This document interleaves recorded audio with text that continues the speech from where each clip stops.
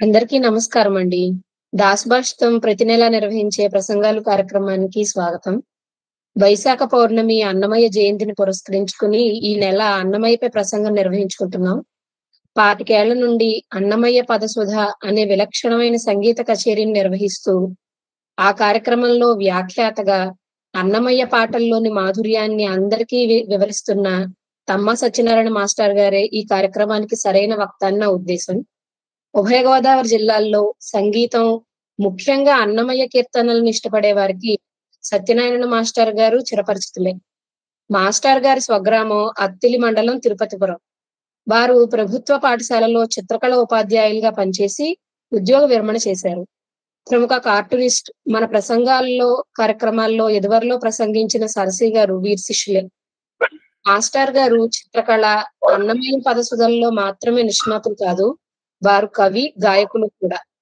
అక్షర వేణువు, మనసులో తోటలు వంటి కవితా సంపుటిలో, శ్రీ మదన గోపాల స్వామి చరిత్ర అనే పద్యకావ్యం, శ్రీకృష్ణ బృందావనం అనే గీత సంపుటి, భక్త మార్కండేయ అనే పద్య నాటకం, ఇలాంటి ఎన్నో పుస్తకాలను కూడా ఆయన రాశారు. వారు ఎన్నో వందల స్టేజీలపై అన్నమయ్య పదసుధ కార్యక్రమాల్లో చేసిన అన్నమయ్య కీర్తనల వ్యాఖ్యానాలన్నిటినీ పుస్తకంగా కూడా తీసుకొచ్చారు. 2000 సంవత్సరం జనవరి 1న మొదలైన అన్నమయ్య పదసుధ తెలుగు రాష్ట్రాలు రెండిటిలోనూ ఈ 25 ఏళ్లలో దాదాపు 1200కు పైగా కార్యక్రమాలు నిర్వహించబడ్డాయి. ప్రముఖ దేవస్థానాలు అన్నిటిలోనూ ఈ కార్యక్రమం నిర్వహించడం విశేషం. అన్నమయ్యని 25 ఏళ్ల నుండి భుజాన వేసుకుని అన్ని తరాల వారికి పరిచయం చేస్తున్న మా సత్యనారాయణ మాస్టర్ గారికి స్వాగతం. అయితే మొదట మీ అన్నమయ్య పదసుధ కార్యక్రమం మొదలైన విధానం వివరించి అప్పుడు అన్నమయ్య గురించి మాట్లాడితే బాగుంటుందన్న ఉద్దేశం అండి. మాస్టర్ గారు, వేదిక మీకు అప్పగిచ్చేస్తున్నా అండి. ఓం నమో వెంకటేశాయ. శ్రీ వెంకటేశ్వరుడు కలియుగ ప్రత్యక్ష దైవం. ధర్మ సంస్థాపనార్థమై ఈ కలి కల్మషాలను బాపే నిమిత్తమై ఈ భూమి మీద ఆయన కొండంత దేవుడిగా కొండపై నిలిచి మనలను కాపాడడానికి వచ్చిన శ్రీ మహావిష్ణువు. అయితే వెంకటేశ్వర సంకీర్తనాచార్యుడైనటువంటి అన్నమయ్య గారు వేలాది కీర్తనలు రచించి ప్రజల్లో ఎంతో ప్రాచుర్యాన్ని కలిగించారు వైష్ణవ భక్తి తత్వం పట్ల. మేము ఈ అన్నమయ్య పదసుధ అనే కార్యక్రమాన్ని ప్రారంభించడానికి ప్రాతిపదిక మామూలుగా భజన సంకీర్తనలు చేస్తూ ఉండేవారు. ఒక రోజున టిటిడి వారి తరఫున పశ్చిమ గోదావరి జిల్లా ఈ కార్యక్రమాల కన్వీనర్గా ఉండే పుల్లారావు గారని ఒక ఆయన చూసి, ఏమండి, భజనల్లో అనేక రకాల పాటలు పాడుతున్నారు, బానుంది, కేవలం వెంకటేశ్వర స్వామిని గురించి అన్నమయ్య కీర్తనలు ప్రత్యేకంగా ఒక 2 గంటల పాటు కచేరీ జరిగేటట్లుగా పాడగలరా అంటే తప్పనిసరిగా ఆయన అంగీకరించి మా శిష్యుడు, ఉత్తర సమానుడు, దాసరి కాశీ విశ్వనాథం అనే చక్కని గాయకుడు, మా దగ్గర చదువుకున్న అబ్బాయి, బాగా పాడుతాడు. ఆ అబ్బాయికి చెప్పి అతను అలవోకగా పాడుకోగలిగే మంచి కీర్తనలు కొన్ని సెలెక్ట్ చేసి వాటికి ప్రజలందరికీ కూడా వాటిలో ఉండే అంతరార్థాన్ని మనం చెప్పగలిగే విధంగా వాటికి వ్యాఖ్యానం కూడా జోడించి చేద్దాం కచేరీ అని తలంపు కలిగి 2000 సంవత్సరం జనవరి 1వ తేదీన భీమవరంలో శివాలయంలో మొట్టమొదట ఈ కార్యక్రమం ప్రారంభమైంది. ఇప్పటికి 25 సంవత్సరాలు గడిచిన ఆ రోజున గాయకునిగా, వ్యాఖ్యాతగా అటు మృదంగ విద్వాంసులు శ్రీ సరస్వతుల హనుమంతరావు గారు, ఇటు వయలిన్ సీతాపతిరావు గారు, ఏ నలుగురితో అయితే ఆ కార్యక్రమం ప్రారంభమైందో 25 సంవత్సరాలు కూడా మా నలుగురు మేము చాలా సఖ్యతతో ఈ కార్యక్రమాలు ఇంకా నడిపిస్తూనే ఉన్నాం. అది మా అదృష్టంగా భావిస్తున్నాం. ఇక మనం అన్నమయ్య పదసుధ ఈ కార్యక్రమంలోనికి ప్రవేశిద్దాం. మన హృదయాన్ని నడిపిద్దాం దీనిలోకి. అయితే సప్తగిరులపై నిలిచినటువంటి ఆ మహనీయుని గురించి అన్నమయ్య గారు తన రచనలు కొనసాగించారు. సరే, కొండంత దేవునిగా కొండల మీద ఉన్న దేవుడు ఆయన ప్రసిద్ధి పొందాడు. సప్తగిరులపై స్థిరమై వరమై నిలిచి ఓయని పిలిచినంత మాత్రాన ఓహో అని పలికే ఇలదైవమై కులదైవమై తిరుమల దైవమై మన ముందు నిలిచి ఉన్న మహనీయుడు ఆయన జగత్ప్రభువు. ఇక 1408వ సంవత్సరంలో, అంటే ఇప్పటికి 6-7 శతాబ్దాల క్రితం, నందవర వైదిక బ్రాహ్మణ వంశాన తెలుగునాట కడప జిల్లా రాజంపేట తాలూకా తాళ్లపాక గ్రామాన నారాయణ సూరి లక్కమాంబ పుణ్య దంపతులకు జన్మించిన మహనీయుడు అన్నమయ్య గారు వరపుత్రునిగా జన్మించారు. ఆయన వెంకటేశ్వర స్వామి వారి నడుమున వ్రేలాడే నందక ఖడ్గము అంశగా జన్మించిన మహనీయుడు ఆయన. దీనిలో భావం ఏమిటంటే, స్వామి యొక్క ఆ నందక ఖడ్గాంశతో జన్మించి అజ్ఞానం అనే చీకటి లతలను తెరించివేయడానికి ఆ ఖడ్గమే ఇలా వచ్చిందా అన్నట్లుగా, అంటే వెంకటేశ్వర స్వామి వారు పంపిస్తేనే అన్నమయ్య గారు జన్మించారు అని మన భావన చెయ్యాలి. అంత కార్యక్రమం కూడా ఆయన నిర్వహించారు కూడా తన నిజ జీవితంలో. ఇక పుట్టినది మొదలు శ్రీ వెంకటేశ్వర నామ సంకీర్తనమే తన శ్వాసక్రియగా భావించి జీవించిన మాన్యభక్తుడు ఆయన. ఇక వాల్మీకి వేదన శ్రీరామ వేదమైనట్లుగా అన్నమయ్య హృదయము శ్రీహరి ఆలయమే అయింది. ఆయన ఆడిన మాట అమృత కావ్యమై, పాడిన పాట పరమగానమై భాషిల్లింది, ధ్వనించింది.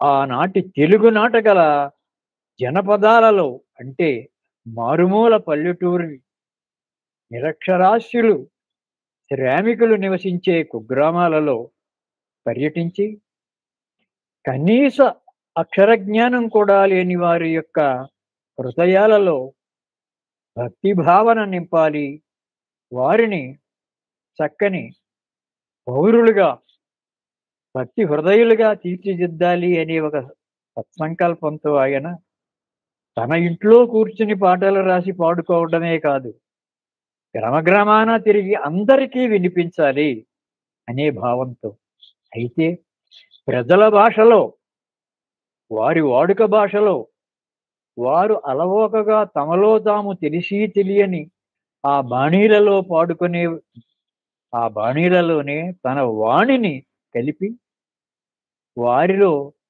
పాట పట్ల, తాను చెప్పే మాట పట్ల, అలాగే తిరుమల కొండకు బాట పట్ల ఆసక్తిని పెంచారు మహనీయుడు. ఇక తన 95 సంవత్సరముల నిండు జీవిత కాలాన హరిభక్తితో 32,000 కీర్తనలను ఆర్తితో రచించి భక్తితో పాడి ధరించారు ఆయన.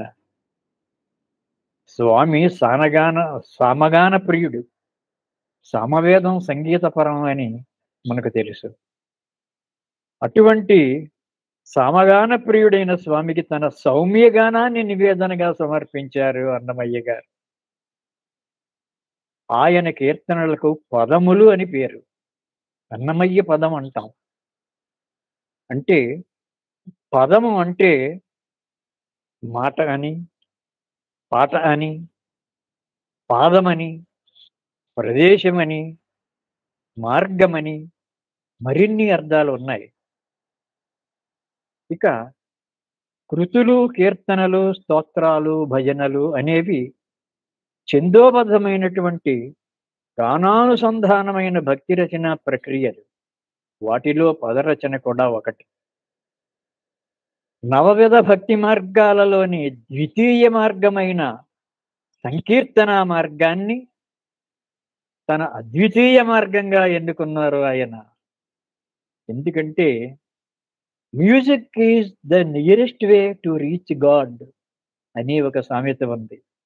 అంటే అద్వైత సిద్ధికి, అమరత్వ లబ్ధికి గానమే సోపానము అని మనం విన్నాం.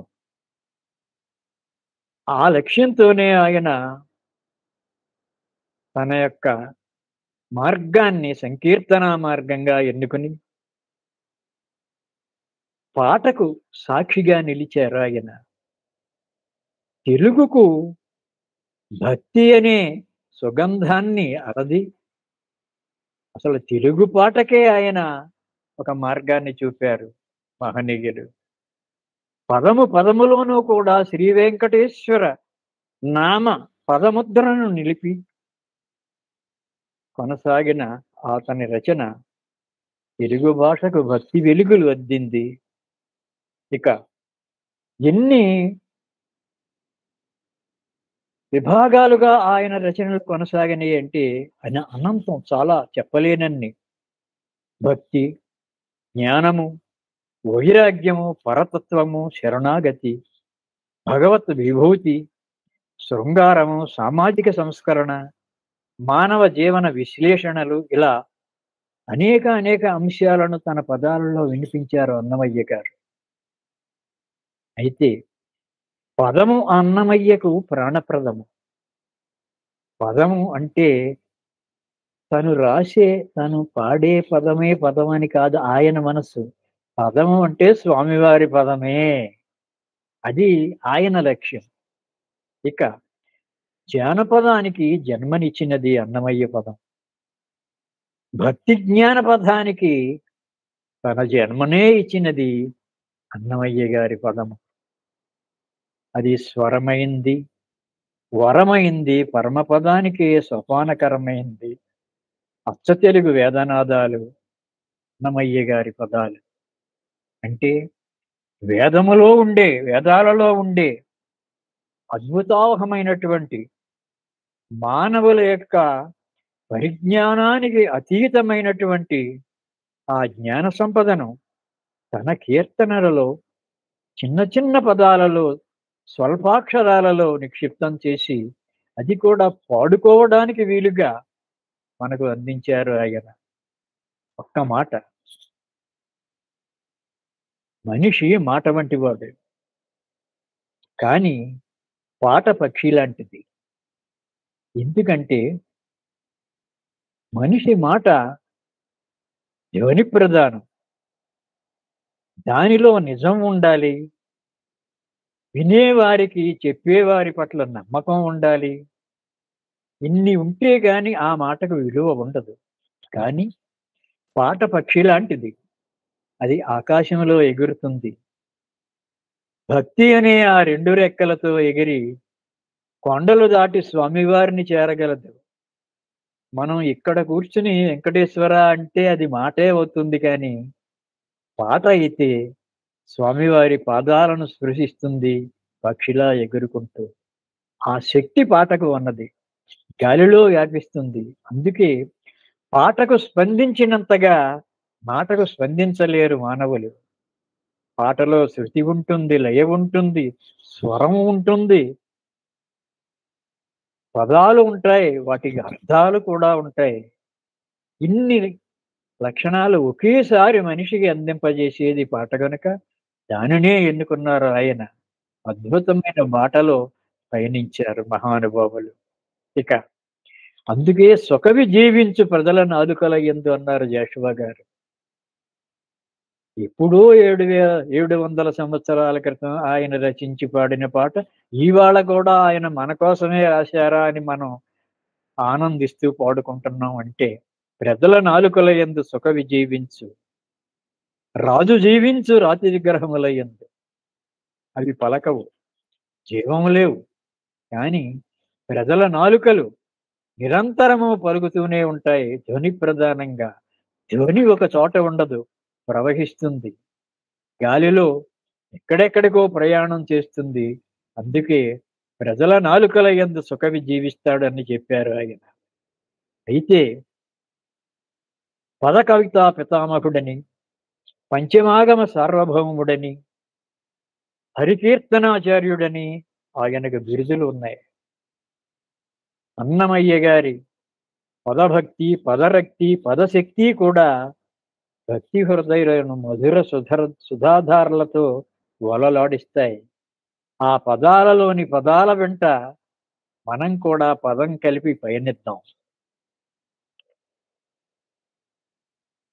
అదిగో అల్లదిగో అంటూ మనకు మొట్టమొదటిగా మన కంటికి చూపిస్తున్నారు ఆయన తన పదములో. ఏమిటది? శ్రీహరి నివాసం.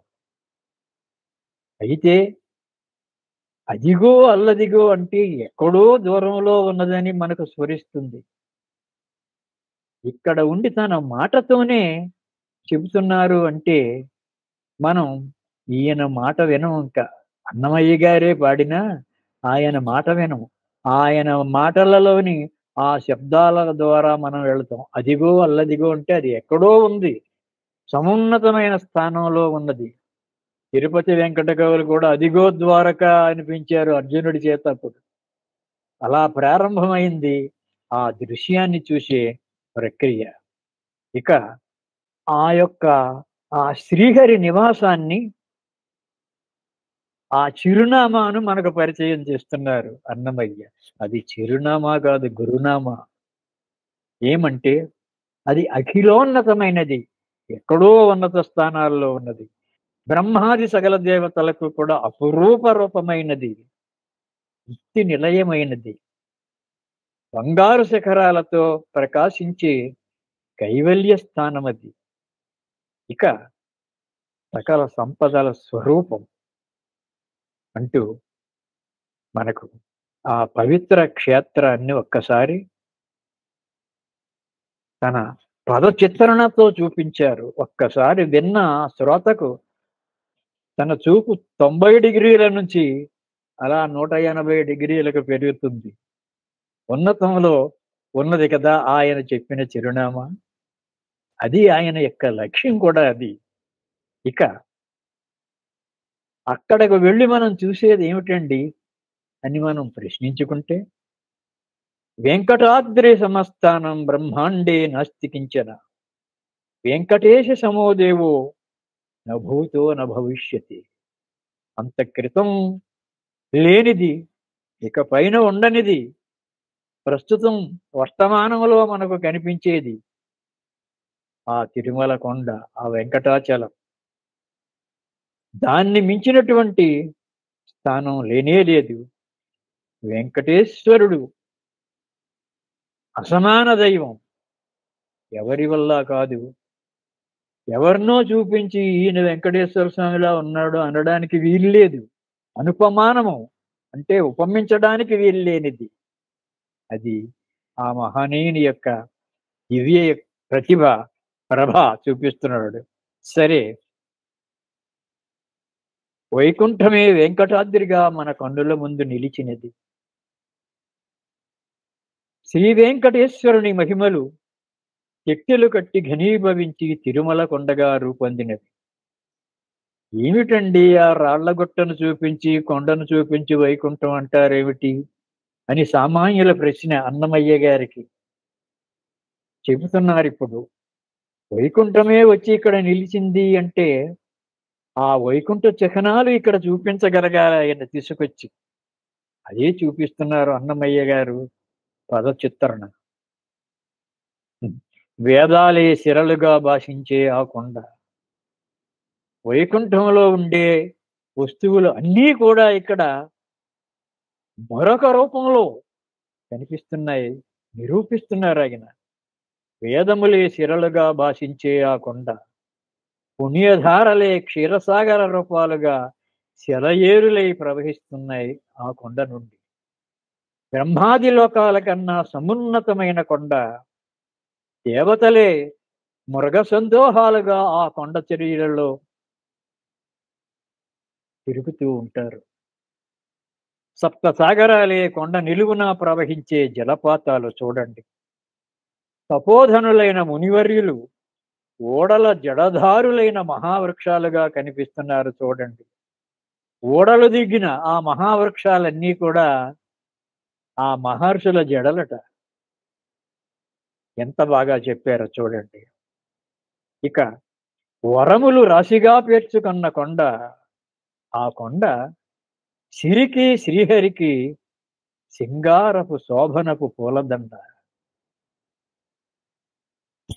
ఇక చూడండి, అది వైకుంఠమే. ఆ ఛాయలన్నీ నేను మీకు చూపించాను కదా.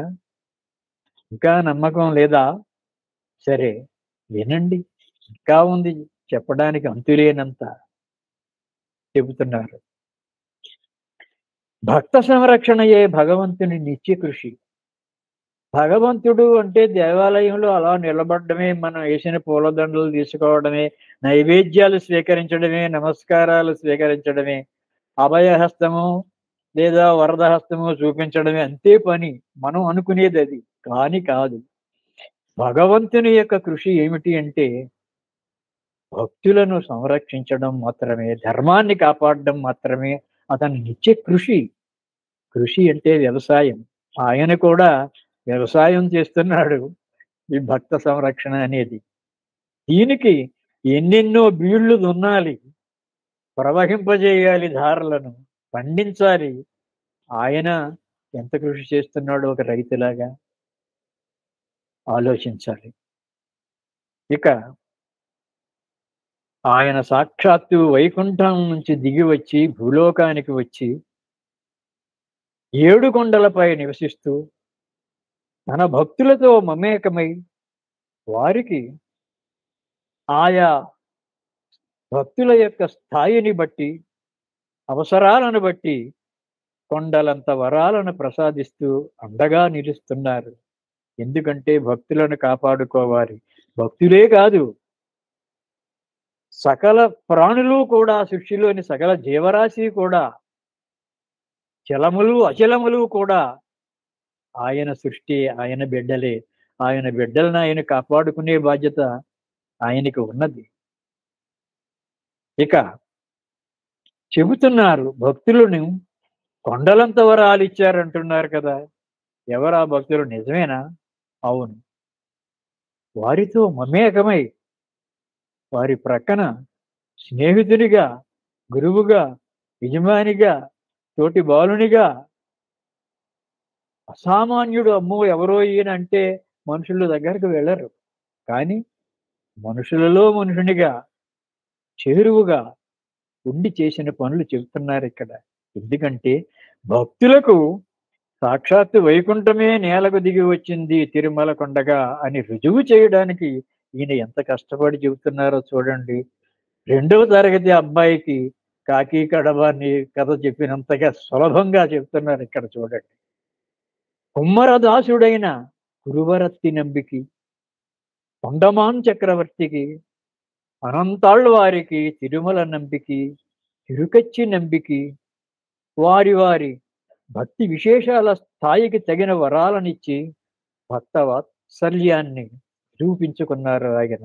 ఈ భక్తులంతా కూడా అలనాడు ఎప్పుడో పూర్వం వైష్ణవ భక్తి తత్వాన్ని నిలువెల్లా జీర్ణం చేసుకొని తమ జీవితాలను స్వామివారి భక్తికే అంకితం చేసిన మహనీయులు వారు. కుమ్మరదాసుడు అనే భక్తుడు మట్టి తొక్కుకుంటూ కుండల కోసం గోవింద గోవింద అంటూ తన్మయత్వంతో కళ్ళు మూసుకుని మట్టి తొక్కుతుంటే తను కూడా ఒక చిన్న కుర్రాడిలా వెళ్ళి ఆయన జతగా ఉండి అతను చెయ్యి పట్టుకుని ఇతను కూడా మట్టి తొక్కుతూ శ్రీనివాసుని లీల. అలాగే ఒక బాలకునిగా వెళ్ళి ఒక ఇల్లు మట్టి ముద్దలతో ఒక ఇంటి గోడ కట్టుకుంటున్న ఒక భక్తునికి తను కూడా ఆ తట్టలతో మట్టిని మోసుకెళ్ళి అక్కడ ఇచ్చాడు. అదే అంటారు, ముచ్చిలి వ్యక్తికి మన్ను మూసిన స్వామి అన్నారు. ముచ్చిలితనం అంటే దొంగతనం. అంటే దొంగ భక్తుడిగా, అంటే మారువేషం వేసుకొని భక్తుడు ఒక బాలకునిగా ఆయనకి సాయపడాలనే ఉద్దేశంతో. అలాగే సాక్షాత్ వెంకటేశ్వరుల స్వామిలాగే శంకు చక్రాలతో వెళ్ళిపోతే మట్టి మోయనిస్తాడా ఆయన? ఒప్పుకుంటాడా? నువ్వు విష్ణువు అని నమ్మకం ఏమిటని ప్రశ్నలు కూడా వేస్తాడు. అంతే, భక్తులకు ఎవరికి ఎప్పుడు ఏ రూపంగా సహాయ సహకారాలు కావాలో ఆయనకే తెలుసు. లేక మనకేం తెలుసు? అది విషయం. తరువాత అడిగినది ఇవ్వగలిగే దాతలనే అవసరార్థులు అడగాలి. బడుగులు సహకరించలేరు. వడగండ్ల గట్టుబడిన గుడి రాళ్లను గట్టకున్న గొవ్వల చెన్న అన్నారు. ఒక దేవాలయాన్ని నిర్మించాలంటే రాళ్ళు, సిమెంటు ఇవన్నీ కావాలి. బలమైనవి కావాలి. వడగళ్ళుతో అవి కూడా రాళ్ళులాగే ఉంటాయి. వాటితో కట్టగలమా? అందుచేతే ఇవ్వగలిగిన దాతనే మనం అవసరమైంది అడగాలి. మనం అడిగేది కూడా సమంజసమైనది అయి ఉండాలి. అందుకే కొండలపైనున్నవాడు కొండలంత వరాల గుట్టలు, కొండలంత మహిమలు దాచుకున్నవాడు. ఆయన దగ్గర ఉన్న సంపద అది. అందుకే ఏడు కొండల దేవుడు ఆయన భక్తులకు కొండలంత వరాలనే తనకు ఉన్నదంతా ఇస్తాడు. ఎన్నిచ్చినా కొండలు పెరుగుతూనే ఉంటాయి. ఇదే మాట చూడండి, హరిశ్చంద్రుణ్ణి విశ్వామిత్రుడు అడిగాడు, నాకు యజ్ఞయాగాదులు కావాలి, ధనం ఇయ్యి, ఎంత కావాలి చెప్పండి అంటే, బలమైన ఏనుగుపై ఇంకా బలమైన ఒక గొప్ప బలశాలి నిలబడి ఒక రత్నాన్ని పైకి ఎంత ఎత్తు విసురుతాడో అంత ఎత్తు ధనరాశి కావాలి అని అడిగాడు. చూడండి, ఎవరిని ఎలా అడగాలో అలాగే అడుగుతారు. సరే పట్టుకెళ్ళండి అన్నాడు హరిశ్చంద్రుడు. అంటే ఆయనకు లోటు లేదు. ఇక్కడ అంతే, కొండలంత వరాలు ఉన్నాయి, కొండలంత ధనరాశులు ఉన్నాయి. అటువంటి ఆయన్ని అడగకపోతే ఇక మన బడుగుల్ని అడిగితే ఏమి లాభం? అందుకే కొండకు వెళ్ళండి, స్వామివారి పాదాలకు నమస్కరించండి, ఏం కావాలిరా అని ఆయన అడిగాడని మీరు అనుకోండి, అడగండి, ఇస్తాడు. ఇంత సరళంగా చెప్పి వీరి దృష్టిని ఆ కొండపైకి నిలిచేలా చేస్తున్నాడు భక్తులని. ఇది కదా కవి చేసే గొప్పతనం, కళ చేసే అద్భుతం ఇదే. Actors are made but artists are born. కళాకారులు జన్మిస్తారు, నటులు తయారవుతారు. మన జంతువుల చేత కూడా నటింపజేస్తున్నాం. 100 రోజులు ఆడుతున్నాయి సినిమాలు. అది కాదు కావాల్సింది. సహజంగా రావాలి, ఇంట పుట్టాలి, అది వంటబట్టాలి. అది చదువైనా, విద్య అయినా, భక్తి అయినా, ఏదైనా కళ అయినా అది విద్య యొక్క ప్రాథమిక లక్షణం అయి ఉండాలి సుమా. ఇక చూడండి, ఆయన చెబుతున్నాడు ఈ ప్రజలకి, మీరు యజ్ఞయాగాదులు చేయనక్కర్లేదు. కలౌ స్మరణాన్ముక్తి. దేనివల్ల? కేవలము భగవన్నామాన్ని స్మరిస్తే చాలు. కలియుగ లక్షణం అది. ఎందుకంటే పూర్వపు యుగాల నాటి మహనీయులు తపస్సులు చేశారు, యజ్ఞయాగాదులు నిర్వహించారు, ఘనమైన దాన ధర్మాలు చేశారు. కానీ ఈ కలియుగ లక్షణాలు ఏమిటంటే ఈనాటి మానవులకు అవన్నీ కష్టసాధ్యాలు. కనుక భగవానుడే సూచించాడు ఒక సరళమైన మార్గాన్ని. ఏమంటే ఈ కలియుగములో భగవన్నామ స్మరణ చాలు ముక్తినివ్వడానికి అని చిన్న మాటల్లో ఒక వాక్యం చెప్పాడు. వాక్యం రసాత్మకం కావ్యం, అల్పాక్షరంబుల అనల్పార్థ రచన. ఇవి అన్నీ కూడా అన్నమయ్య గారి కీర్తనలు నిరూపించాయి. తక్కువ అక్షరాలతో గొప్ప భావాన్ని చెప్పాలి. ఒక్క వాక్యం చాలు. లావుపాటి గ్రంథాలే రాయక్కర్లేదు, చదవక్కర్లేదు. ఒక్క వాక్యం మనిషి జీవితాన్ని మార్చుతుంది, ఒక ఐడియా మారుస్తుందని మనకు టీవీల్లో చెబుతున్నారు, చూసారా? అలా పురాణ యుగాలలోని మహాభక్తులు కూడా ఎందరెందరో వాళ్ళు తపస్సులు చేయగలరు, చేశారు కూడా. అయినా వారు చేసిన పని ఏమిటో చూడండి. ఏమంటే మంత్ర జపంతో తరించారు అని ఉదాహరణలు చెబుతున్నారు. ఊరికే మాట చెప్పటం కాదు. నారదుడు నారాయణ మంత్రాన్ని జపించాడు. ప్రహ్లాదుడు నరసింహ మంత్రాన్ని ఉచ్చరించాడు. విభీషణుడు రామ మంత్రాన్ని స్మరించాడు. ధ్రువుడు వాసుదేవ మంత్రాన్ని పఠించాడు. అర్జునుడు కృష్ణ మంత్రాన్ని, సుఖమహర్షి విష్ణు మంత్రాన్ని జపించి ధరించారు. అలాగే వెంకటేశ్వర నామ మంత్రాన్ని జపించండి మీరు. ఆయన కలియుగ ప్రత్యక్ష దైవం. మన కంటి ముందుకు, మన ఇంటి ముందుకు వచ్చి కూర్చున్నాడు. మనం 4 అడుగులు వేయడమే మన పని అని చెబుతున్నారు. అయితే మరి ఇన్ని మంత్రాలు మనం చదవాలా? కాదని చెబుతున్నారు ఈయన. ఏమంటే అన్ని మంత్రములు ఇందే ఆవహించెను, వెన్నతోడ నాకు కలిగే వెంకటేశ్వర మంత్రము అంటున్నారు ఆయన. ఇప్పుడు చెప్పిన మంత్రాలు ఇంకా ఎన్నో మంత్రాలు ఉన్నాయి. గాయత్రి మంత్రం ఉంది, సావిత్రి మంత్రం ఉంది, అనేక మంత్రాలు ఉన్నా అన్ని మంత్రములు కూడా స్వామివారికి చెందుతున్నాయి. ఈయనలోనే ఉన్నాయి.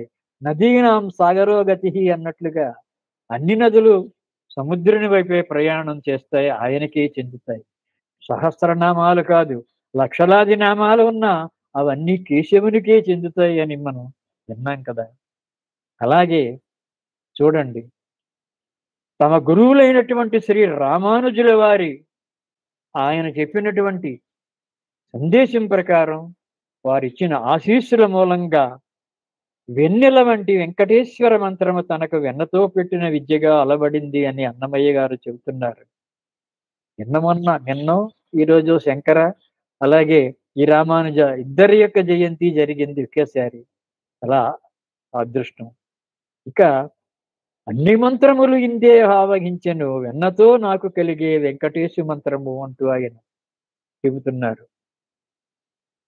ఇక ఏ మంత్రమైనా ఉచ్చరించండి, కానీ దానికి మూలము, విత్తనము భక్తి అయి ఉండాలి. అంతేగాని ఏదో ఎవరో చెప్పారని ఉచ్చరించడం కాదు. మనసు ఒక చోట, తను ఒక చోట, మనిషి ఒక చోట కాదు. త్రికరణ శుద్ధిగా ఆచరించాలి భక్తి. భక్తి అనేది ప్రదర్శన కాకూడదు, భగవత్ సందర్శనం కావాలి, సుదర్శనం కావాలి. అది ఆయన చెప్పింది. ఇక మరొక మాట చెబుతున్నారు. మరి మేము వెంకటేశ్వరుణ్ణి వెంకటేశ్వర అనే పిలవాలా, ఇంకెలా పిలవకూడదా అంటే, నీవు ఎలాగైనా పిలవచ్చు. ఏ నామాన్న పిలిచినా, ఏ రూపాన కొలిచినా అన్నీ ఆయనకే చెందుతాయి గనక అదే ఇక్కడ చెప్తున్నారు మరొక మాటగా. ఎంత మాత్రమున ఎవ్వరు తలచినా అంత మాత్రమే నీవు అంటే, దీనికి ఉదాహరణ చెప్తున్నారు. చిన్న ఉదాహరణ. యద్భావం తద్భవతి. నీవు ఏ భావంతో ఏ పని చేస్తావో దానికి తగ్గ ఫలితమే నీకు పుడుతుంది. ఇక పిండంతే నిప్పటి అంటే పిండి కొద్దీ రొట్టి, నీరు కొలది తామర. ఒక సరస్సులో ఎంత నీరు ఉంటే అంత ఎత్తుకు తామర ఎదుగుతుంది. ఇక ఎంత చెట్టుకు అంత గాలి, బుద్ధి కొలది సిద్ధి. ఇటువంటి ఉదాహరణలు మనకు ఎన్నెన్నో ఉన్నాయి. ప్రజల నమ్మకాలను వివరిస్తున్నాయి అవి కూడా. ఓ శ్రీనివాస, నిన్ను వైష్ణవులు విష్ణువని, వేదాంతులు పరబ్రహ్మవని, శైవులు శివుడవని, కాపాలికులు భైరవుడవని, శాక్తేయులు శక్తి రూపుడవని వారి వారి తలపుల కొద్దీ నిన్ను పూజిస్తున్నారు, ఆరాధిస్తున్నారు. అయితే వారి వారి దర్శన జ్ఞానాలకు తగిన ఫలితాలు వారికి లభిస్తాయి. కానీ నీ వలన మాత్రం ఏమీ కొరత లేదు, అన్ని పేర్లు నీకే చెందుతాయి అని చెబుతూ, నీ భక్తులను నీ చేతితో పట్టి ఉండే పరతత్వానికి మాకు నీవే, నీ చరణమే మాకు శరణ్యం. ఎందుకంటే మేమంతా కూడా నీ చేతులతో తీర్చిదిద్దబడిన బొమ్మలమే, ప్రాణులమే. నీవు కన్న బిడ్డను నీవు నడవలేకపోతే ఎత్తుకుని తీసుకెళ్ళడం లేదా, అలాగే కొండలకు కూడా నీవు తీసుకెళ్తావు మమ్మల్ని. నిన్ను మేము వచ్చిరాని మాటలతో ఎలా ఉచ్చరించినా, నాన్న అమ్మ అనడం కూడా సరిగా రాకపోయినా ఆ చంటి పిల్లాడిని మనం తీసుకొని ముద్దాడుతున్నాం, ఎత్తుకుంటున్నాం. వాడు ఏమన్నప్పటికీ అమ్మ అన్నాడు, నాన్న అన్నాడు అని మనం భావిస్తున్నాం కదా.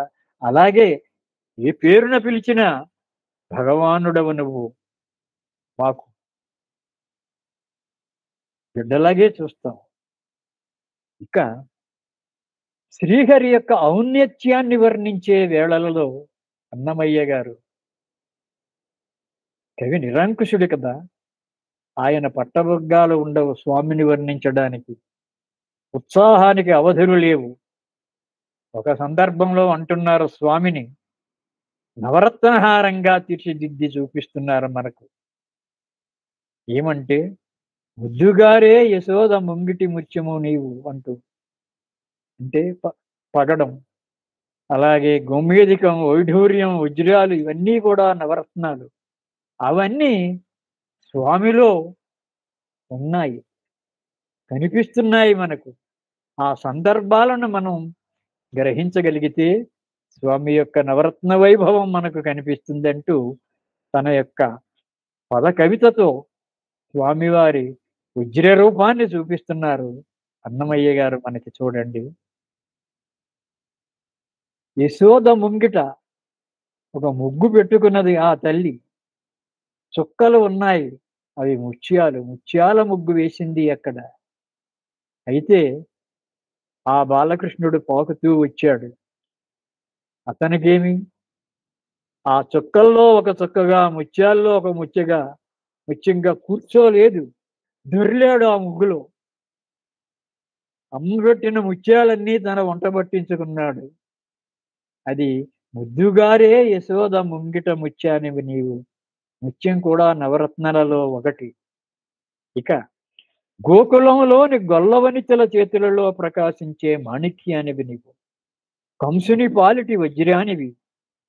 కాంతులు ప్రసరించే గరుడ పచ్చగా, రుక్మిణీదేవి పెదవి పగడంగా, గోవర్ధనపు గోమేధికంగా, శంఖచక్రాలలో పొదిగినటువంటి వైఢూర్యంగా, పుష్యరాగంగా, కాళీయుని శిరస్సులపై పుష్యరాగమై వెంకటాద్రి మీద ఇంద్రనీలమై ప్రకాశిస్తూ క్షీరసాగర దివ్యరత్నానివై నీవు ప్రకాశిస్తున్నావు. నవరత్న మహాహారంగా కనిపిస్తున్నావు స్వామి అంటూ మనకు ఆ స్వామిని నవరత్నాల హారంగా నిలువెల్లా చూపుతున్నారు అన్నమయ్య గారు. ఆయన యొక్క కవిత కూర్పు నేర్పు ఆకాశమంతా.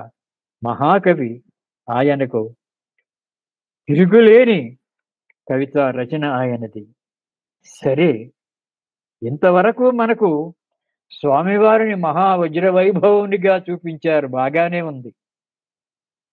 అంతకు తగిన అమ్మాయిని ఆ స్వామివారికి చూపించాలి కదా. ఆ విషయంలో ఏం చేశారు అన్నమయ్య గారు చూడండి. రమణీమణి, ఆమె ఎంత రమణీయంగా ఉండాలి అంటే,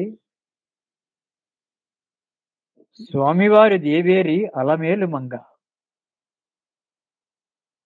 తమిళ భాషలో అలర్మేల్ అంగన అంటే పుష్పము నుండి జన్మించిన స్త్రీ అని అర్థం. అది అలమేలు వంగగా మనకు వాడుక అయింది. ఆమె ఆయన యొక్క ఇల్లాలు. ఆమె ఎక్కడ నుండి వచ్చింది అంటే, క్షీరసాగర మథన సమయాన ఉద్భవించిన అనేక దివ్య వస్తువులలో ఒకటిగా చంద్రుని తోబుట్టువుగా ఆమె ఉద్భవించింది. శతసహస్ర దళ కమలం నుండి జన్మించినది. అందుకే ఆమె అలర్మేల్ అంగన అనిపించుకున్నది. ఆమె సౌందర్యం నిలువెల్లా నవరసమయం. సాహిత్యంలో అలంకారాలని, రసాలని కొన్ని కవి సమయాలు ఉన్నాయి. ఇక్కడ నవరసాలతో పోలుస్తున్నారు ఆ అమ్మవారిని. ఈమె రసమయి, రసహృదయి. ఏమా నవరసాలు అంటే ఆమె ముఖంలో శృంగార రసం చిప్పిల్లుతూ ఉంటుంది.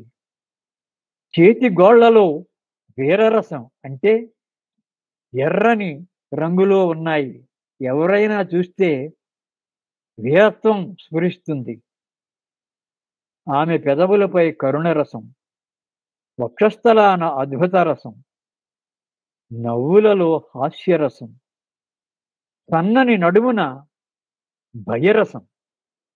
ఇక్కడ అద్భుతమైనటువంటి పోలిక ఎందుకు చెప్పారంటే, నడుమున భయరసం అనడం, సన్నని నడుము గల స్త్రీ చాలా సౌందర్యవతి అని మనకు ఒక అలవాటు ఉన్నది. పెద్దలు చెప్పే ఆ వాస్తులో చెప్తూ ఉంటారు. పద్మిని జాతి స్త్రీ లక్షణాలు ఎలా ఉండాలని, ఎలా ఉండాలని. అంచేత సన్నని నడుము, పిడికెడు నడుము ఉండాలి. అది కూడా ఆకాశంలా ఉంది నీ నడుము అంటారు. ఆకాశం శూన్యం, అసలు కనపడదు, అసలు సన్నం. ఎంత సన్నంగా ఉన్నదో చూడండి. అంటే అంతటి సన్నటి నడుము ఆ శరీరాన్ని ఎలా మోస్తుంది? పెద్ద గొప్పు, కొండంత గొప్పు పెట్టుకున్న ఆ అమ్మవారు, అంత తేజోమయమైనటువంటి ఆమె ఈ నడుము మోయడానికి భయపడుతుందన్నమాట. అందుకే నడుమున భయరసం అన్నారు ఆయన చమత్కారంగా. ఆమె చూపులలో భీభత్సరసం, కనుబొమ్మల కదలికలలో రౌద్రరసం, పతిని కలిసిన వేళ పరమశాంతరసం. ఆ నవరసాలు ఒళ్ళంతా వ్యాపించి ఉన్నటువంటి ఆమె, నవరత్న కాంతిమయుడైన శ్రీనాథుడు ఆమె భర్త కావడం. ఆమె సహజంగా క్షీరసాగరంలో జన్మించి తెల్లని తామర పద్మాల మాలికను ఆయన మెడలో వేసి వరమాలగా వరించింది. బాగానే ఉంది. అప్పుడు ఆయన ఆమెను కౌగిలించుకుంటే, పరిష్వంగం చేసుకుంటే, ఆమె మెడలో ఆయనే నవరత్నాల హారంగా భాసిల్లాడు. ఈ యొక్క అన్నమయ్య గారి ప్రాతిపదికను అనుసరించి ఎంత అద్భుతమైనటువంటి రచన, కూర్పు. అందుకే మెరుపు మేఘము కలిసినట్లు ఉన్నారు ఇద్దరు అన్నాడు ఆయన ఒక కీర్తనలో. అంతటి అద్భుత రచన. ఇక పల్లెపట్టు ప్రజలకు సామాజిక పరిజ్ఞాన్ని అందించడం అన్నమయ్య గారి పదాలు తరతరాలకు తరగని గనులు. అందులో సుభాషితాలున్నాయి, నీతివాక్యాలున్నాయి, ప్రజలు పాడుకునే, అలవాకగా పాడుకునే పల్లె పదాలు ఉన్నాయి, పచ్చి శృంగారాలు ఉన్నాయి, అలాగే పరమభక్తి ఉంది. ఇవి అన్నీ కూడా వారికి అన్నమయ్య గారు కానుకలుగా సమర్పించినటువంటి గొప్ప తెలుగు కానుకలు. తరతరాలు తరగనివి. లేకుంటే ఇప్పటికి 700 సంవత్సరాలు గడిచాయి అంటే ఎన్ని తరాలు మారి ఉంటాయి మానవులలో. అయినా వాటి పట్ల ఆదరణ పెరిగింది కానీ తరగలేదు. ఇంకా పెరుగుద్ది. కొండ ఎదుగుతున్నట్లుగానే ఎదుగుతుంది ఆ యొక్క ప్రభావం. ఇక చెబుతున్నారు, విజ్ఞానం చెప్పాలి వారికి ముందు. ముఖ్యంగా సామాజిక పరంగా కూడా మనం ఏమిటి అని చెప్పాలి. తరువాత మిగిలిన పై వాక్యాలు చెప్పాలి. ఇందులో ఏకం సత్ విప్రా బహుధా వదంతి అంటే సత్య పదార్థమైనటువంటి భగవంతుడు ఒక్కడే, అది ఒక్కటే. కానీ జ్ఞానులు అనేక రూపాలుగా సందర్శించి చెప్పారు.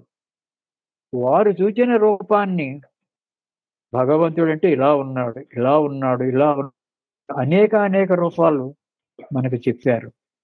కానీ మౌలికంగా మూలదైవం ఒక్కడే. అదే చెబుతున్నారు. ఇప్పుడు మతాల పేరుతో, కులాల పేరుతో రకరకాల అంశాలు జరుగుతున్నాయి, ఆందోళనలు. ఈనాటికి అన్నమయ్య గారి కీర్తన వారికి పాఠమే, నేర్చుకోవాల్సిందే. జనావళి అందరికీ తెలుగే కాదు, ఇంగ్లీషే కాదు, ఏ దేశస్థులకైనా పుట్టిన ప్రతి ఒక్కరికి ఇది ఉపయోగించే నీతి మార్గమే. ఏమంటే ఆయన సర్వాంతర్యామి, ఒక్కచోట ఉన్నాడు అనడానికి లేదు. ఆ పరబ్రహ్మ ఒక్కటే, బ్రహ్మం ఒక్కటే, పరబ్రహ్మం ఒక్కటే అంటూ ఆయన ఎలుగెత్తి చాటాడు. అది కూడా ఒక అతి సామాన్యులు ఆడుతూ పాడుతూ పని చేసుకునే వారికి అర్థమయ్యే భాష. ఈ పాట పాడితే వారి తను అంతా ఊగుతుంది. ఆ లయ యొక్క గొప్పతనం అది. అది వారి బాణి అది. అలా పాడి వినిపించారు. రాజు నిద్ర బంటు నిద్ర ఒకటి, బ్రాహ్మణుడు చండాలుడు చేరేది ఒక్కచోటికి, ఏనుగు పైన కుక్క పైన ప్రసరించే సూర్యరశ్మి ఎండ ఒక్కటి. అందుకే పాపులను గాని పుణ్యమూర్తులను గాని అందరినీ కూడా సమానంగా కాపాడవలసింది కూడా శ్రీ వెంకటేశ్వరుడి, ఆ భగవంతుడి. ఎక్కువ కులజుడైనా హీన కులజుడైనా బ్రహ్మసత్యం అంటే భగవంతుడు మాత్రమే నిజం, మిగిలినవి కాదు అని ఎవరు గ్రహించగలరు వాడే అంటారు అన్నమయ్య గారు. అంటే మనం ఇప్పుడు ఉన్న స్థితి కన్నా పై స్థితికి ఎదగడానికి ప్రయత్నించాలి, దానికి నేర్చుకోవాలి, జ్ఞానం సంపాదించాలి. అటువంటి విద్యను మనం అన్వేషించాలి, ఆ విద్య చెప్పే గురువును వెతుక్కోవాలి. ఇన్ని రకాలుగా ఆయన మనకు పదే పదే చెప్పింది మళ్ళీ మళ్ళీ చెప్తూనే ఉన్నారు. అది భక్తి కానివ్వండి, మరొక కళ కానివ్వండి, బ్రతకడానికి ఉపయోగించే విద్య కానివ్వండి, ఏదైనప్పటికీ కూడా అది విలువైనది. అదే చెప్తున్నారు. విద్య సగును వినయంపు, వినయమునను బడయు పాత్రత, పాత్రత వలన ధనము, ధనము వలనను ధర్మంబు, దాని వలన ఐహిక ఆముష్మిక సుఖంబులందు నరుడు. ఇది మనం సుభాషితాల్లో చదువుకున్నది, అందరికీ తెలిసింది. విద్య వలన ఏమొస్తుంది అంటే, విద్య వలన మొదట వచ్చేది వినయ సంపద, దాని వలన పాత్రత కలుగుతుంది. అంటే మనకు ఒక అర్హత ఏర్పడుతుంది, ఒక క్వాలిఫికేషన్ దొరుకుతుంది. పాత్రత వలన ధనము, మనం ఎందుకు పనికి వస్తామో చెప్పేది పాత్ర, దాని వలన దానికి తగిన పని లభిస్తుంది, ఆ పనికి ఫలితమే ధనం. ధనము వలనను ధర్మంబు, దాని వలన దాన ధర్మాలు చేయగలుగుతాం.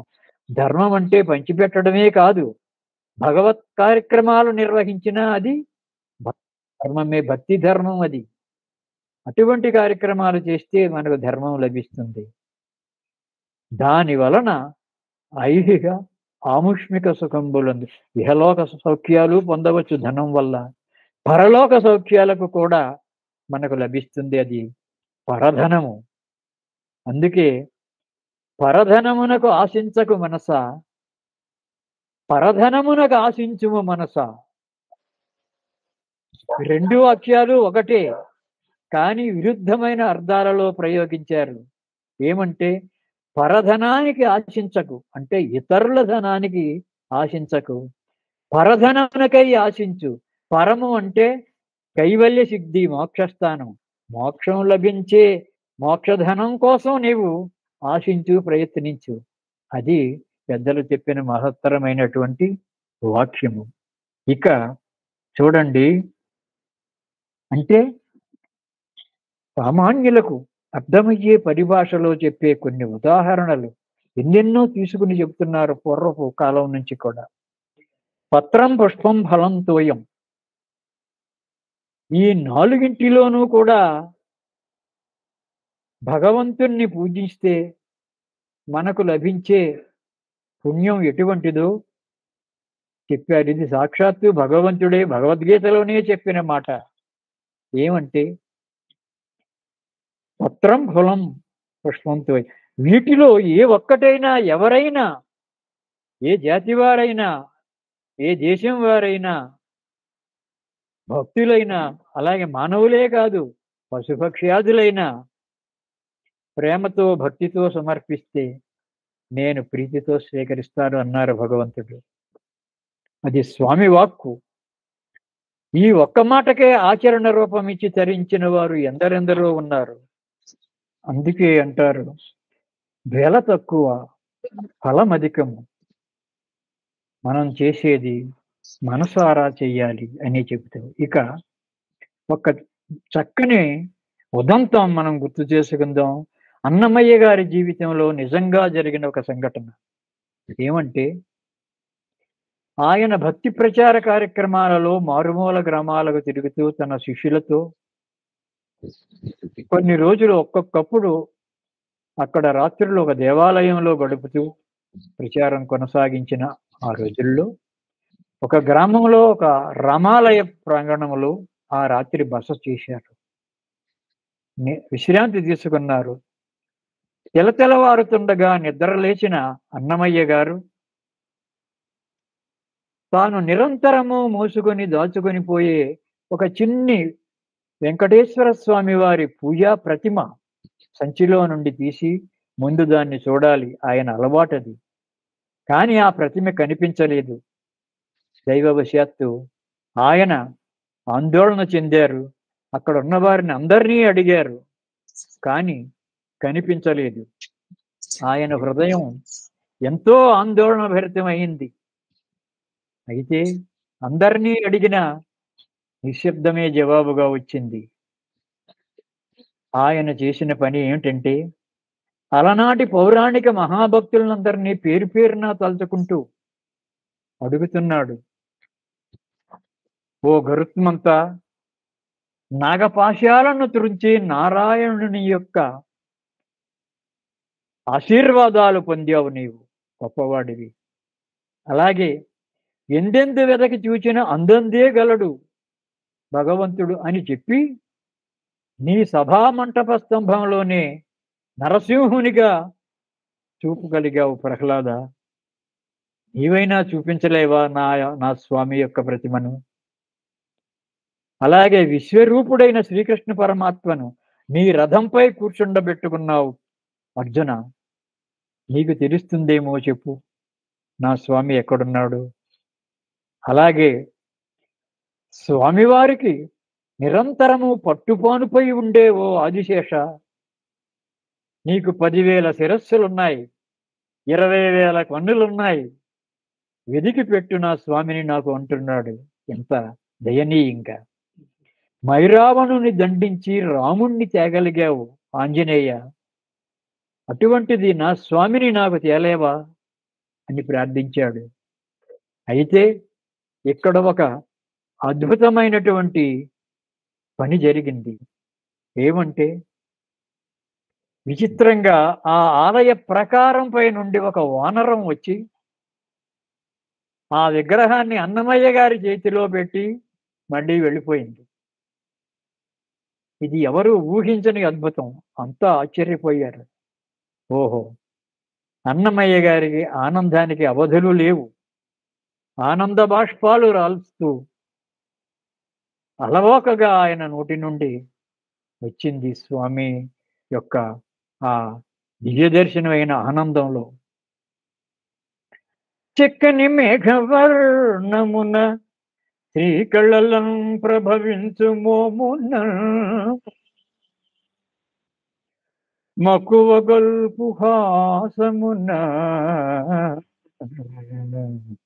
మాన్య దయారసముల్కు చూపుల చక్కని శంఖ చక్రములా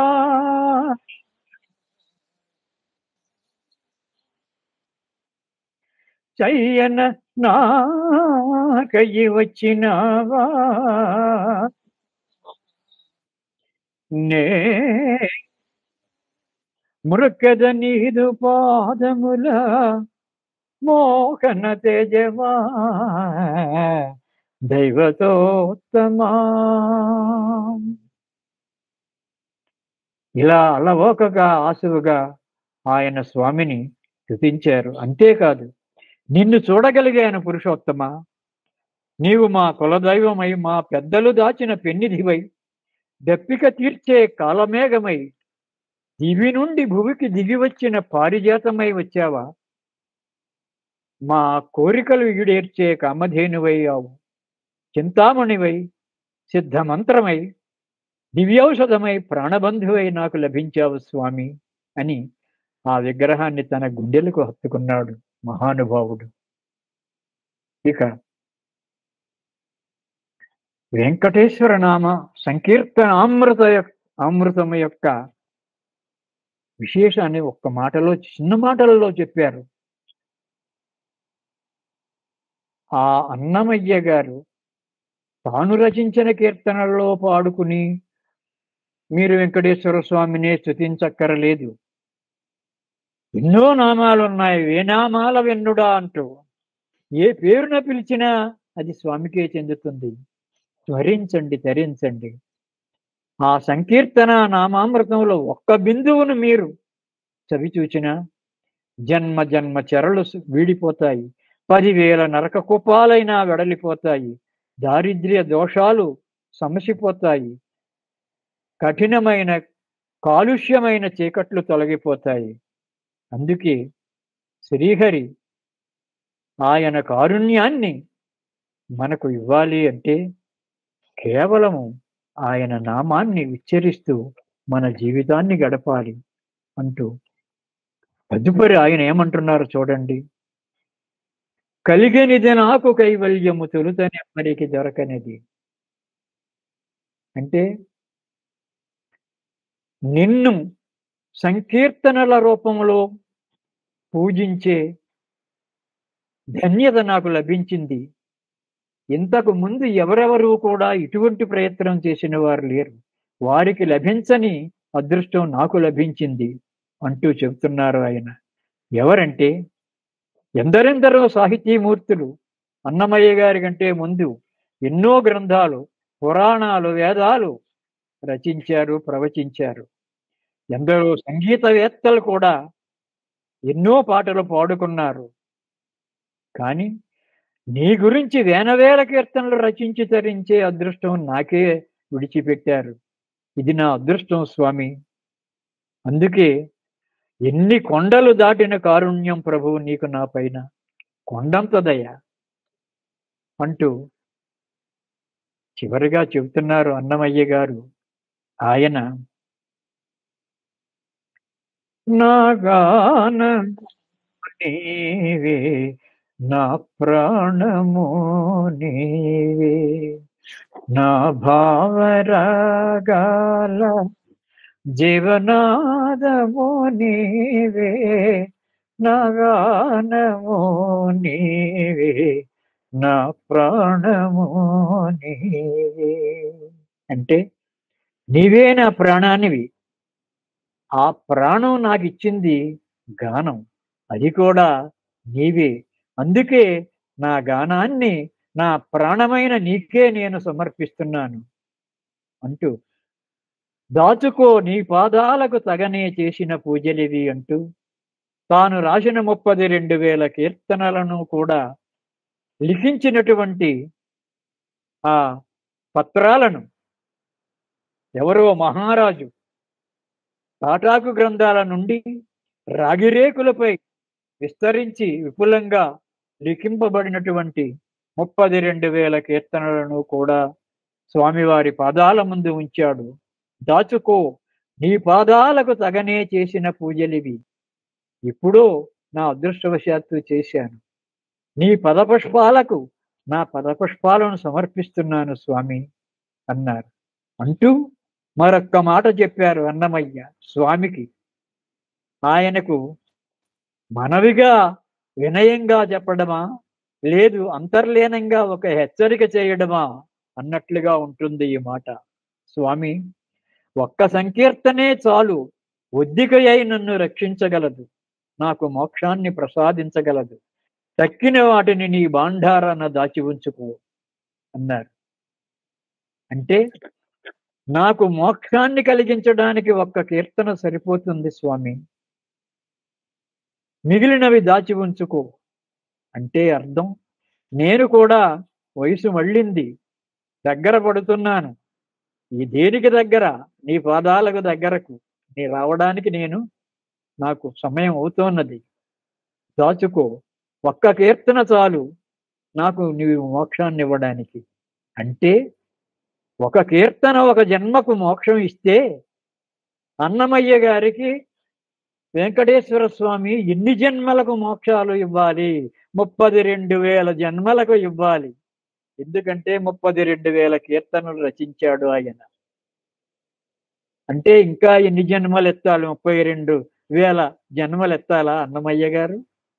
పాటలు రాయాలా? కానీ అంటున్నాడు, స్వామి ఆలోచిస్తున్నాడు చిరునవ్వుతో, ఇంకా 32 జన్మలు ఎత్తుతావా? నీ మోక్షధనాన్ని నేను దాచి ఉంచాలా? నా కొండలు సరిపోవు దాన్ని దాచడానికి అని అంటూ ఆయన ఆలోచిస్తున్నాడు. ఆయన ఆలోచనను కూడా కనిపెట్టాడు అన్నమయ్య గారు.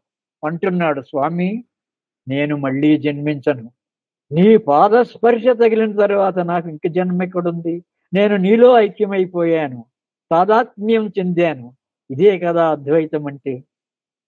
నీవు నేను వేరు కాదు కదా. ఇక నేను మళ్ళీ పుట్టే అవసరం ఏముంది? కానీ నీవు నా పాటలు కావాలంటున్నావు. ఇంకాను వినిపిస్తాను. ఎలా?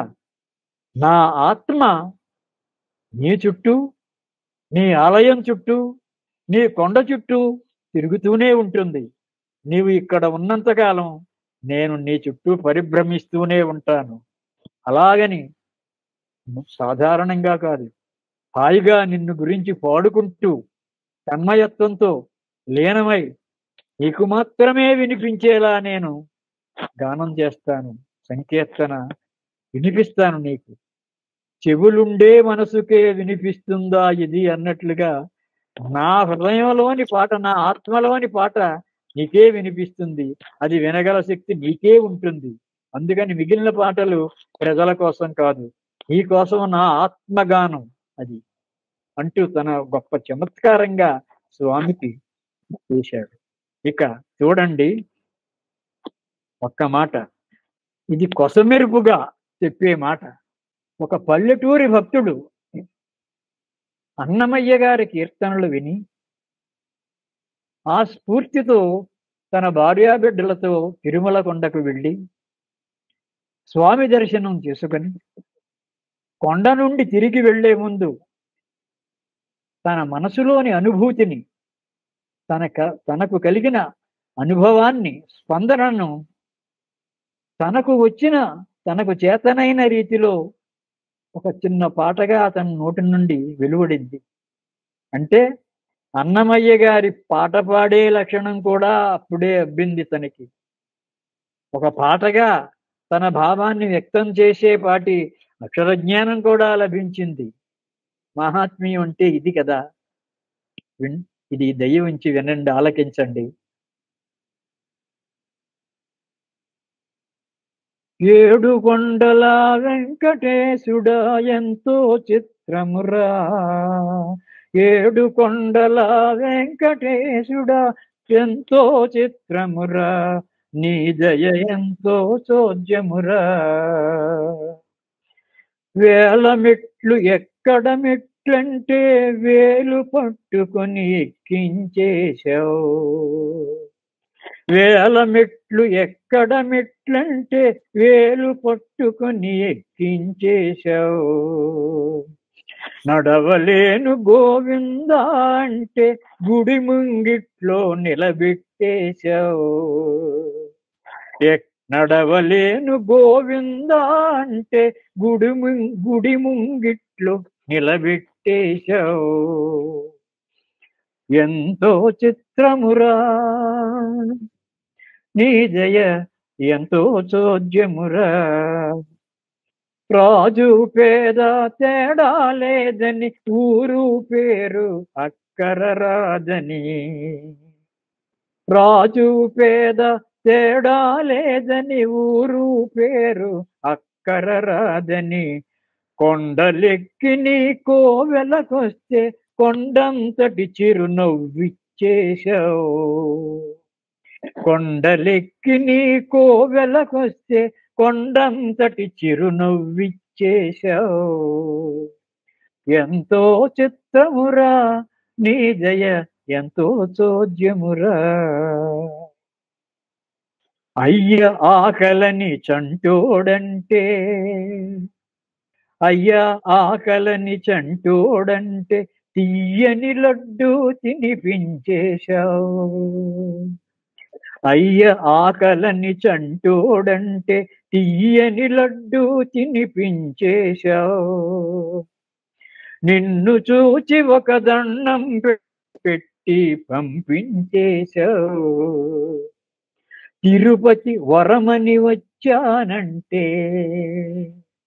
తిరుపతి వరమని వచ్చానంటే తిరుపతిపురమే వెళ్ళుంటావు. తిరుపతి వరమని వచ్చానంటే తిరుపతిపురమే వెళ్ళు అనేశావు. వెళ్ళనా స్వామి అని నేనంటే మళ్ళీ రమ్మని దీవించేశావు. ఎంతో చిత్రమురా స్వామి, ఎంతో చోద్యమురా, ఏడు కొండల వెంకటేశుడ ఎంతో చిత్రమురా, నీ దయ ఎంతో చోద్యమురా. ఓం నమో వెంకటేశాయ. నమో నమ. నేను అదే అడుగుదాం అనుకుంటున్నాను. మొత్తం ఈ కార్యక్రమం మొత్తం మీద ఒక్క పాట ఏదైనా పాడండి, మీరు గాయకులు కదా అని అడుగుదాం అనుకుంటున్నాను. మీరే పాడారు. ఇది నేను రాసిన పాటే. అదే మీరు రాసిన పాటే మీరు పాడారు. తిరుపతి వరమని వచ్చానంటే తిరుపతిపురమే వెళ్ళు అనేసావు. వెళ్ళనా స్వామి అని నేనంటే మళ్ళీ రమ్మంటున్నాడు కదా స్వామి దయ. అన్నమయ్య గారి ఆ కీర్తనల ప్రభావం ఒక సామాన్యుడికి కూడా కలిగితే ఎలా ఉంటుంది ఆ ఫలితం? కొండ ఎక్కి భగవంతుని చూశాడు. ఏదైనా మీరు మాట్లాడేది ఉంటే మాట్లాడండి, చెప్పండి. ఇది ఒక ప్రశ్న అండి. ఇప్పుడు ఎప్పుడో దాదాపు 700 ఏళ్ల క్రితం రాసిన పదాలు కదా ఇవన్నీ. 32,000 వరకు ఉన్నాయని మనకు తెలుస్తుంది. ఇవి ఏట్లో అయినా కానీ అన్నమయ్య గారి బాణి ఈ 700 సంవత్సరాలకి మనకు అందినవి ఏమైనా ఉన్నాయా? పదాలు అందాయి కానీ బాణులు ఏమైనా అందాయా? ఉన్నాయి. అంటే అవి సంగీతజ్ఞులు మాత్రమే గుర్తించగలరు. ఎందుకంటే ఇప్పుడు ప్రతి ఏ పాట అయినా ఇది ఏ రాగం, ఏ తాళం, ఎంత శృతి అని ఒక కొలతలు వేసి చూసి పాడుకునేలా ఉన్నారు ఇప్పుడంతా కూడా. ఇప్పటి సంగీత పరిజ్ఞానం పూర్వీకులకే మాత్రం. అంటే పూర్వం అన్నమయ్య గారి గురించి పరిశోధనలు చేసిన వారు ఉన్నారు. అటువంటి వారికి అయితే వేటూరి ప్రభాకర్ శాస్త్రి గారు, ఇంకా అటువంటి పెద్దలు ఇప్పుడు వారు చేశారు. అయితే అవి జానపదులు పాడుకునే పాటలు. వాటి యొక్క నిర్దిష్టమైన స్వరం కానీ, తాళం కానీ, శృతి కానీ ఉండవు. వాటి మూలాలు మనకు దొరకాలి అంటే చాలా కష్టమే. కానీ ఊహామాత్రంగా ఇది ఫలానా ప్రాంతంలో ఈ పాడుకునే అలవాటు ఉండే కీర్తన అని ఊహించుకొని మనం వాటిని గుర్తించాల్సిందే తప్ప లేదు. మీరన్న ప్రశ్న గురించి డాక్టరేట్లు చేసిన వాళ్ళు కూడా ఉండవచ్చు. వారికి ఏమన్నా తెలిసే అవకాశం ఉంటుంది. అయితే మనకి ఇప్పుడు ఆ వివరాలు అందుబాటులో లేవు. అనుబంధ ప్రశ్న అండి. ఇప్పుడు ఉదాహరణకి బ్రహ్మం ఒకటే, పరబ్రహ్మం ఒకటే, అది తందనాది, అది జానపదంలానే ఉంటుంది. అది ఈ మధ్యలో అంటే ఈ కాలంలో బాణి కూర్చబడిందా, లేకపోతే అటువంటివి ఏమన్నా ఉన్నాయా అనేది? అది పూర్వమే. ఎందుకంటే అంటే అన్నమయ్య గారు ఇలాగే పాడారని చెప్పడానికి లేదు. కారణం ఏంటంటే త్యాగరాజ కీర్తనలు అయితే ఈ కీర్తన ఈ రాగంలో పాడాలి, ఈ తాళంలో పాడాలని త్యాగరాజు గారే నిర్దేశించారు. ఈనాటి గాయకులు కూడా అలాగే పాడాలి, ఇంకొక రంగా పాడే వీలు లేదు. కానీ అన్నమయ్య గారి కీర్తనలు అది బహుజన వ్యాప్తం అయిపోయింది కనుక, అది సామాన్యుల నుండి వచ్చిందే కనుక ఎవరి బాణీలో వారు పాడొచ్చు. ఘంటసాల గారు కూడా ఈ పాటలని అనేక ట్యూన్స్ లో పాడినవి ఉన్నాయి. 2-3 వరుసలలో కూడా ఘంటసాల గారే పాడారు ఒకే పాట. అటువంటివి కూడా ఉన్నాయి. అందుచేత అన్నమయ్య గారి కీర్తనలకు ఈ కీర్తనకి ఈ రాగమే, ఇది ఈ రాగంలోనే పాడాలి అనే నిర్దేశత లేదు. ఏమైనా ఉదాహరణ చెప్పగలరా? ఆ ఇది బ్రహ్మమొక్కటే అనేది పూర్తిగా పల్లె పదమే. అంటే సామాన్యులు ఇది డప్పులు వాయించుకుంటూ పాడేది, దానికి పనికొచ్చే ఇప్పుడున్న ఈ వరుస బాణి సామాన్యులు పాడుకునే భాష వరుస. నేను దీనికి కొంచెం సమాధానం చెప్పడానికి ఒక చిన్న ప్రయత్నం ఏం చేస్తానంటే, చెప్పండి. నిజానికి అన్నమయ్య గారికి వారసులు పెద్ద తిరుమలాచార్యులు, చిన్న తిరుమలాచార్యులు ఉన్నారు. వారికి చాలా మంది ఏమంటారు శిష్యులు ఉన్నారు. కానీ ఆ శిష్య పరంపర అన్నది ఎడతెగకుండా రావడం అన్నది జరగలేదు. అవును. ఇప్పుడు అన్నమయ్య ఎలా పాడారు, వాళ్ళు మిగిలిన వాళ్ళకి ఎలా నేర్పించారు అన్నది మిగిలిన వాళ్ళకి అది అథెంటిక్ గా అందలేదు. త్యాగరాజు అందినట్టుగా ఇప్పటి త్యాగరాజు శిష్యుల పరంపర అది ఎక్కడ మధ్యలో లింక్ తెగకుండా వస్తుంది. కాబట్టి ఆయన ఎలా పాడారు అన్నది, ఆయన ఏ రాగం దేనికి కూర్చారు అన్నది అచ్చంగా దిగింది. ఇంకో విషయం ఏంటి అని అంటే, నేను అనుకునేది అన్నమయ్య ఎక్కువగా మీరు అన్నట్టు పల్లె పదాలు, జానపదాలు రాశారు. అయితే ఆయన రాసిన వాటిల్లో సంస్కృత చాలా తక్కువ. వాటికి మాత్రమే దాన్ని ఏమంటారు నిర్దిష్టమైన ఇదే రాగం, ఇదే తాళంలో పాడాలి, ఇదే స్థాయిలో పాడాలి అని తర్వాతి సంగీతజ్ఞులు రాళ్ళపల్లి అనంతకృష్ణ శర్మాచార్య గారు గాని, లేదంటేనేమో మన ఇప్పుడు ఈ మధ్యన బాలకృష్ణ ప్రసాద్ గారని ఇదైతేనే సరిగ్గా సరిపోతుంది అని నిర్ణయించారు. గాని పల్లె పదాలు, జానపదాలు ఉండే కీర్తనలకి మీరు అన్నట్టు స్థాయి భేదాలు, అలాగే దాన్ని ఏమంటారు తాళాలు మార్చిన సందర్భాలు చాలా ఉన్నాయి. ఒకటి ఆయనకి సరైన శిష్య పరంపర లేకపోవడము, రెండోది ఆయన దాంట్లో ఈ కర్ణాటక సంగీతానికి ఇమడ్డం అని అనకూడదేమో గాని, కర్ణాటక సంగీతం అందుకోలేనంత రూట్స్ లోకి వెళ్ళిపోవడం వల్ల అవి ఎక్కువ బాణీలు వచ్చాయి అని నా పైగా భాషాపరంగా చాలా, అంటే అది క్రింది స్థాయి అనలేము. మీరు అన్నట్టు అచ్చ తెలుగు, ముఖ్యమైన తెలుగు. అప్పటికి గ్రాంధికాలు, గ్రంథాలు అనేవి కూడా రాని రోజుల్లో కేవలం మాట, ఒక శృతము విని ఆ పాటను గుర్తుంచుకుని పాడడమే. దానికి లిపి కూడా ఆ రోజుల్లో సక్రమంగా ఉందని చెప్పలేము. అందుచేత మీరన్నట్టు అది ఇక్కడ వరకు రాలేదు పారంపర్యంగా. పైగా అన్నమయ్య ఉద్దేశం, లక్ష్యం కూడా భక్తిని ప్రచారం చేయడం. తిరుమలలో ఇలాంటి ఒక గొప్ప వెంకటేశ్వర స్వామి ఉన్నాడు అని అందరికి తెలుగు తెలిసిన వాళ్ళందరికీ చెప్పడం ఆయన ఉద్దేశం. కాబట్టే ఆయన పండిత భాషని ఎక్కువగా ఉపయోగించకుండా నాకు తెలిసి పల్లె పదాలని ఎక్కువగా ఉపయోగించారని నేను అనుకుంటాను.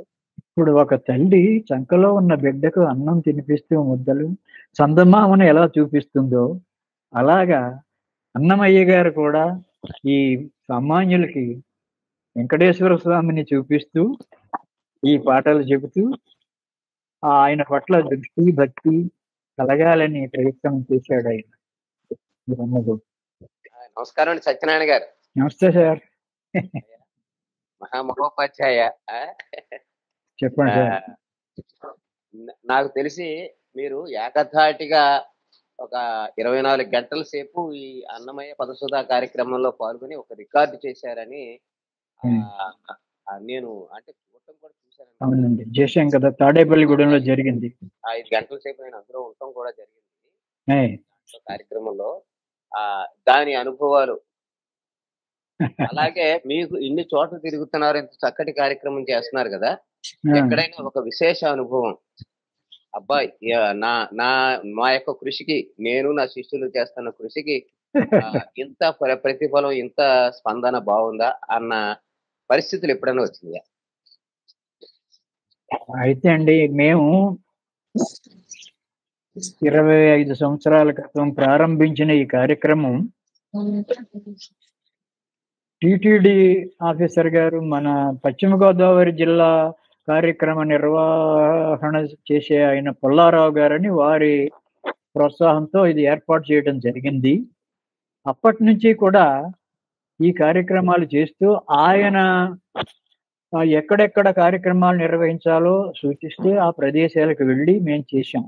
అయితే కేవలము ప్రతిఫలం ఆశించి మాత్రం మేము ఆ కార్యక్రమాలు చేయలేదు ఈ 25 సంవత్సరాల్లో కూడా. ఇది ఎందుకంటే డబ్బులంటే చేదని కాదు. కారణం ఏంటంటే మాకు ఈ కార్యక్రమం గురించి వచ్చిన డబ్బులే ముఖ్యం కాదు.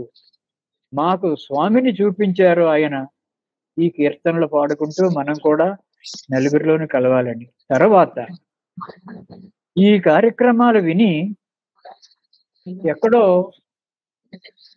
మా దగ్గర పూర్వం ఎప్పుడో చదువుకున్న విద్యార్థులు అమెరికాలో, ఆస్ట్రేలియాలో, ఎక్కడో ఇంగ్లాండ్లో అక్కడెక్కడ ఉద్యోగాలు చేస్తున్న వారు కూడా ఈ కార్యక్రమాలు స్వయంగా మన ప్రదేశానికి వారు వచ్చినప్పుడు చూసిన సందర్భాలు ఉన్నాయి.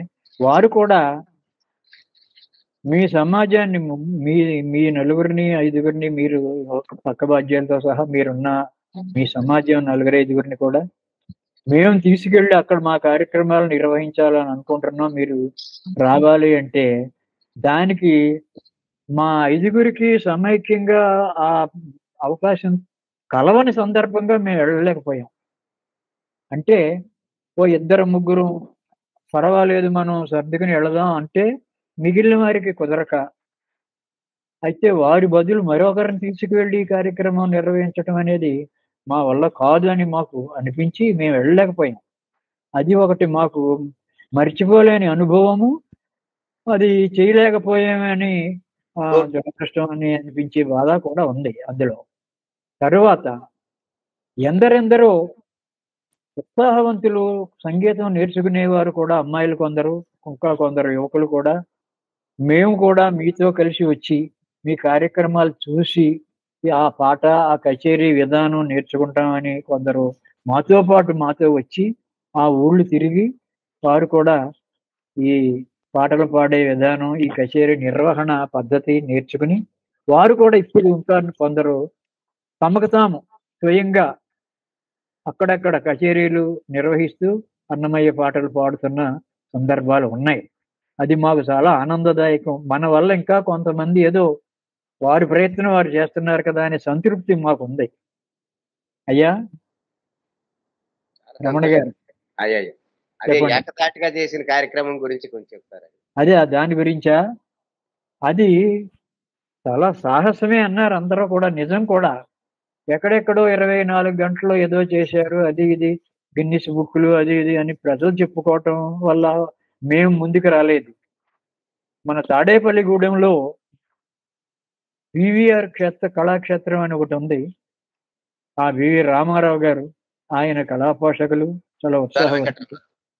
ఆయన ప్రోత్సాహంతో కొంత మీ వంటి అభిమానులు, స్నేహితులు అందరూ కూడా దీనిని ఒక మంచి ఉత్సవంగా ఏకాహంగా 24 గంటలు ఒకే సిట్టింగ్లో మనం చేసే ఏర్పాటు చేస్తే బాగుంటుందండి అని అంటే, అలాగే అదృష్టం ఏమంటే 25 నాడు ప్రారంభించిన ఆ నలుగురం, మా బృందమే ఇక్కడ కూడా 24 గంటల కార్యక్రమాన్ని నిర్వహించడం జరిగింది. అది మా అదృష్టం, మధ్యలో ఏం మార్పులు చేయకుండా. అయితే దానివల్ల కొంత అలసట వచ్చిన మాట నిజమే, కానీ మధ్యలో ఏదో ఒక 15 నిమిషాలు విరామం తీసుకుంటూ మొత్తం మేము 216 కీర్తనలు పాడడం జరిగింది. గంటకు సగటున ఒక 10 కీర్తనలు తగ్గకుండా ఈ వ్యాఖ్యానంతో సహా కార్యక్రమం నిర్వహించాం. దానికి మాకు గర్వం రాలేదు, గర్వపడటం లేదు. ఏమంటే అన్నమయ్య గారు చూపిన దారిలో మనం కూడా నడిచాం. కానీ ఆయనకున్న శక్తి మనకెక్కడిది కాదు. అయినా ఎంతో కొంత ఆయన స్ఫూర్తి మనలో ఉన్నది అనే పట్టుదలతో మనకు సరళంగా, పైగా శృతి స్థానం తగ్గించుకుంటూ లయలు ఇవన్నీ కూడా ఏ కీర్తనను కూడా తేలికగా తీసుకోకుండా బాధ్యతగా తీసుకుని, అంటే సహజంగా ఉత్సాహంగా మొదట ఏదో ఒక 50, 70, 60 ఏదో కొంచెం ధాటుగా పాడి మిగిలినవన్నీ నీరసంగా పాడుతూ ఏదో టైం గడపాలని కాకుండా మేము మనస్ఫూర్తిగా మొత్తం 24 గంటల కార్యక్రమం చేయగలిగాం. ఆ శక్తియుక్తులు మాకు ఆ భగవంతుడు ఇచ్చాడు. ఆ శ్రోతలు, ప్రేక్షకులు అందరూ కూడా మమ్మల్ని ఎంతో ప్రోత్సహించారు. వారి యొక్క ఆ ఆకాంక్ష మాకు శక్తిగా ఉపయోగించింది అక్కడ. అయితే ఇప్పుడు చేయగలమా అలాంటి పనులు అంటే ఆలోచించవలసిందే. ఎందుకంటే నాకు 79 సంవత్సరాల వయసు. రేపు జూలై 1కి 80లో నేను అడుగు పెట్టబోతున్నాను. ఇటువంటి స్థితిలో అన్ని గంటలు కూర్చుని చెప్పడం చేయటం అంటే ఇది కష్టసాధ్యం అని అనిపిస్తుంది. అయితే భగవంతుడు శక్తినిస్తే ఆ అన్నమయ్య గారి పదభక్తి, పదశక్తి, పదరక్తి అన్నట్లుగానే భగవంతుడు గనక ఆ శక్తిని ఇస్తే మళ్ళీ అటువంటి కార్యక్రమం చేయవచ్చు. అయితే దానిని ప్రిస్టేజ్గా, ప్రదర్శనగా తీసుకోకూడదు. నేను ముందే చెప్పాను, భక్తి ప్రదర్శన కాకూడదు. భగవద్ దర్శనానికి మనకి ఉపయోగించేది కావాలి. భక్తి సుదర్శనం కావాలి. మనలో ఎంత భక్తి ఉన్నది అనేదానికి నిదర్శనంగా కనిపించాలి. కానీ భక్తి ప్రదర్శనలు కాదు, రూపాయల దండలు వేసి కాదు, ఊరే ఉత్సవాలు చేసి కాదు, ఇవి కాదు. కేవలము మాటలలో కాదు, ఆచరణలో చూపాలి. ఇక్కడ మాటలు, ఈ కార్యక్రమంలో మాటలే వ్యాఖ్యానంగా, పాటలే సంకీర్తనలుగా వినిపించాలి. దీనికి సంగీతము, అలాగే లయబద్ధమైన తాళ జ్ఞానము, స్వరము, విశుద్ధమైనటువంటి స్వరం కావాలి. లయబద్ధంగా ఉండాలి, శృతిపక్వంగా ఉండాలి. అలాగే శ్రోతల యొక్క స్పందనకు అనుకూలంగా మన ప్రతిస్పందన ఉండాలి. మన గానంలో ఎంత మాత్రము కూడా గర్వం కనిపించకూడదు, పాండిత్య ప్రకర్ష కాకూడదు. అలాగే ఉచ్చారణ విషయంలో కూడా మనం అన్నమయ్య గారు ఇచ్చిన ఆ భాషకు న్యాయం చేయగలగాలి. ఇన్ని లక్షణాలు మనసులో పెట్టుకోవాలి. అయితే అటువంటి శక్తియుక్తులు ఇంకా కార్యక్రమాలు చేస్తూనే ఉన్నాం అప్పుడప్పుడు. అయితే ఈ మధ్య కొంచెం మేము మా వృత్తిలో రీత్యా ప్రవృత్తి మారలేదు, కానీ వృత్తిరీత్యా కానీ, వృత్తి అంటే రిటైర్డ్ అయ్యాం, కానీ మేము ఉండే ప్రదేశాలు కొన్ని అవసరాల రీత్యా మార్పులు జరుగుతాం. అతి దగ్గరగా ఉండలేకపోవడం వల్ల మేము ఎక్కువగా పాల్గొనలేకపోతున్నాం. అయినా ఇంకా కావలసిన వారు, ముఖ్యులు మీరే ఉండాలి అని రమణ గారు లాంటి వారు అన్నప్పుడు ఎంత కష్టమైనా వచ్చి ఆ కార్యక్రమాలు నిర్వహించే పనిలో ఉన్నాం, మేము ఉంటాం. అయితే ఇది కేవలం వెంకటేశ్వర స్వామి వారి పట్ల, ఆయనను మనకు చూపిన అన్నమయ్య గారి పట్ల మనకు గల భక్తియుక్తులు ప్రధానం. వాటి పునాదుల్లోనే ఈ కార్యక్రమాలు నిర్వహించుకుంటాం. నమస్కారం అండి, నా పేరు నళినీకాంత్. నమస్కారం. నమస్కారం. అన్నమయ్య అంటే నాకు చాలా ఇష్టం చిన్నప్పటి నుంచి కూడా. అంటే ఇది ఏమీ ప్రశ్న కాదు, కేవలం స్పందన మాత్రమే. మీ ప్రోగ్రామ్ చాలా బాగుందండి, నాకు చాలా సంతోషంగా అనిపించింది. ముఖ్యంగా మీ వయస్సు, మీ నిబద్ధత చూస్తే నాలాంటి వాళ్ళు చాలా నేర్చుకోవాలని నాకు అనిపించింది. అంటే నాకు చాలా ఉత్సాహంతో ఏదో నేను చేసేయాలి, అన్నమయ్య గురించి ఏవో నాకు తెలిసినంత ఏదో చేయాలనుకోవడం, నా వల్ల ఏమవుతుందిలే, నేనేం చేయలేను, నేను చిన్న స్కేల్లో చేస్తే ఎవరికి తెలుస్తుంది, ఎవరు వింటారు అని అట్లా ఎప్పుడు దాట వేసుకుంటూ ఉంటాను నేను. కానీ మిమ్మల్ని చూశాక నాకు అనిపించింది ఏంటంటే, ఎవరికి చేతనైనంత, ఎవరి స్కోప్ లో ఉన్నంత వాళ్ళు, అంటే వాళ్ళకి అందినంత తీపి వాళ్ళు ఇతరులకు పంచి పెడితే అది చాలా ఉపయోగంగా ఉంటుంది అందరికీ అని. అది ఇన్ని ఏళ్ల నుంచి మీరు చేస్తున్నది చాలా గొప్ప విషయం. 24 గంటల కార్యక్రమం కూడా అంటే అది ఒక మీరు చెప్పిన దాని తర్వాత దానికి చాలా క్వాలిఫికేషన్స్ చెప్పారు. అంటే ఇది ప్రదర్శన కోసం కాదు అని, దాన్ని మీరు ఎన్ని జాగ్రత్తలు తీసుకుని చేశారు అని. అవునండి. అవన్నీ అంటే మేము నేర్చుకోవాలి, మా తరం అంతా వాటన్నిటి నుంచి మేము చూసి నేర్చుకోవాలి. నాకు అన్నమయ్య అంటే మా బాబాయ్ గారు తిరుపతిలో పనిచేసేవారు.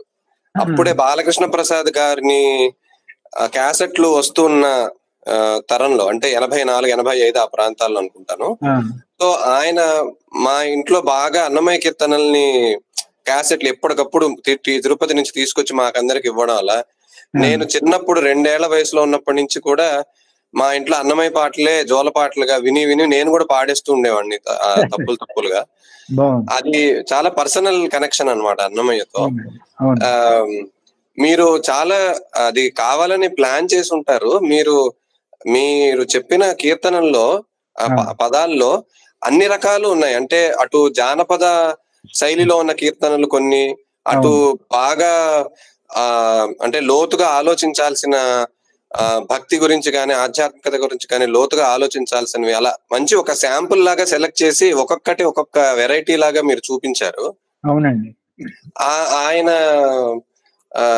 నాకు ఇందాక మీరందరూ అనుకుంటున్నారు కదా ఈ స్వరము వీటన్నిటి గురించి, అందులో నాకు అనిపించిన పాయింట్ ఏంటంటేనండి, ఆ టైంకి బహుశా కర్ణాటక సంగీతం సిస్టమ్ కూడా అంత డెవలప్ అవ్వలేదు. అంటే ఆయన ఇప్పుడు నేను ఏదో ఒక పాట పాడాను అనుకోండి, ఇందులో ఒక అన్యస్వరం నేనేదో పాడాను అనుకోండి, ఈ పాట అంతా ఒక రాగం, ఈ అన్యస్వరం మాత్రం ఇది, సో ఇది ఈ సిస్టమ్ లో ఉంటుంది. ఇలాంటి ఒక గ్రామర్ ఇంకా అప్పటికి పూర్తిగా వ్యాకరణం డెవలప్ అవ్వకపోవడం కూడా ఒక కారణం అయి ఉండొచ్చు. అవునండి. మన త్యాగరాజస్వామి, దీక్షితారు, శ్యామశాస్త్రి గారు వీళ్ళందరూ ఏ తరంలో ఉన్నారో అప్పటికి ఆ తంజావూరు క్షేత్రం అలాగే ఆ మిగిలిన పరిసరాలంతా కూడా బాగా మెచ్యూర్ అయింది. కర్ణాటక సంగీతం అప్పటికి ఒక మంచి లెవెల్ ఆఫ్ దీనికి వచ్చింది కాబట్టి వాళ్ళకి అది బాగా ఉపకరించింది అని సారు చెప్పండి. ఇప్పుడు మీరు చెప్పింది బాగానుంది. మన గాయత్రి గారు ఇప్పుడు చెప్పారు కదా ఇంత క్రితం, ఏమంటే దాదాపు శతాబ్దాల క్రితం ఆయన కృషి కొనసాగింది, అన్నమయ్య గారి కృషి. అయితే ఈ త్యాగరాజు, ఈ ముత్తుస్వామి దీక్షితులు వీరంతా కూడా, అలాగే మన ఈ తర్వాత కంచర్ల గోపన్న గారు, ఇతర వాగ్గేయకారులు అందరూ కూడా ఈ మధ్య వారు, అంటే ఒక 300 సంవత్సరాలు కావచ్చు, 200 సంవత్సరాలు, 400 సంవత్సరాలు కావచ్చు, మనకు దగ్గర వారు వీరు. అప్పటికి మీరన్నట్లుగా సమాజంలో కళల పట్ల కూడా ఎంతో ఈ పెరిగింది. వాటి యొక్క పునాదుల్లోంచి దీన్ని శాస్త్రీయంగా మనం నిర్దేశంగా వీటిని ఉంచాలి, స్థిరపరచాలి, అప్పుడు అందరికీ కూడా ఉపయోగపడుతుంది. దీన్ని ఎక్కువ కాలం ఈ చెట్టు పునాది మన వేళ్ళు బాగా బలంగా ఉంటే చెట్టు బాగా ఎదుగుతుందనే భావంతో వారంతా స్వరాలు ఇవన్నీ సమకూర్చారు. అయితే ఈ తర్వాత వచ్చిన వాగ్గేయకారులందరికీ కూడా మూల పురుషుడు అయ్యాడు ఆయన. వీరు తమ యొక్క మనోధర్మాలను బట్టి వారు ఆ కీర్తనల రచన కొనసాగించారు, వాటి రూపాలు మారినాయి.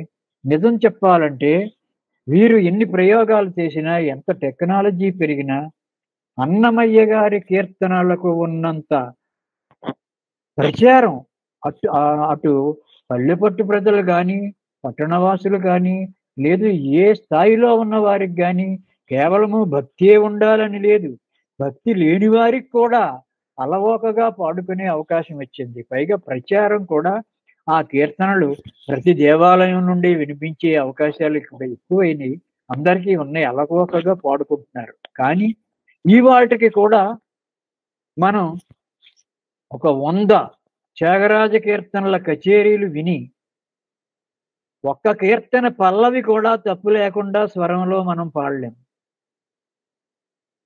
అంటే అది ప్రాక్టికల్గా, ఆచరణపూర్వకంగా, గురుముఖత స్వయంగా నేర్చుకుని పునాదుల మీద నుంచి రావలసిన కళ గనక ఆ సంగీతం, ఆ తాళం, శృతి, లయ అది తప్పితే ఇక మనం దానికి న్యాయం చెయ్యలేం అని మనకు అనిపించే పరిస్థితులు ఉన్నాయి వీటికి. కనుక అన్నమయ్య గారి అయితే ఒకటి, మనకు 14,000 కీర్తనలు మాత్రమే అన్నమయ్య గారివి లభించాయి.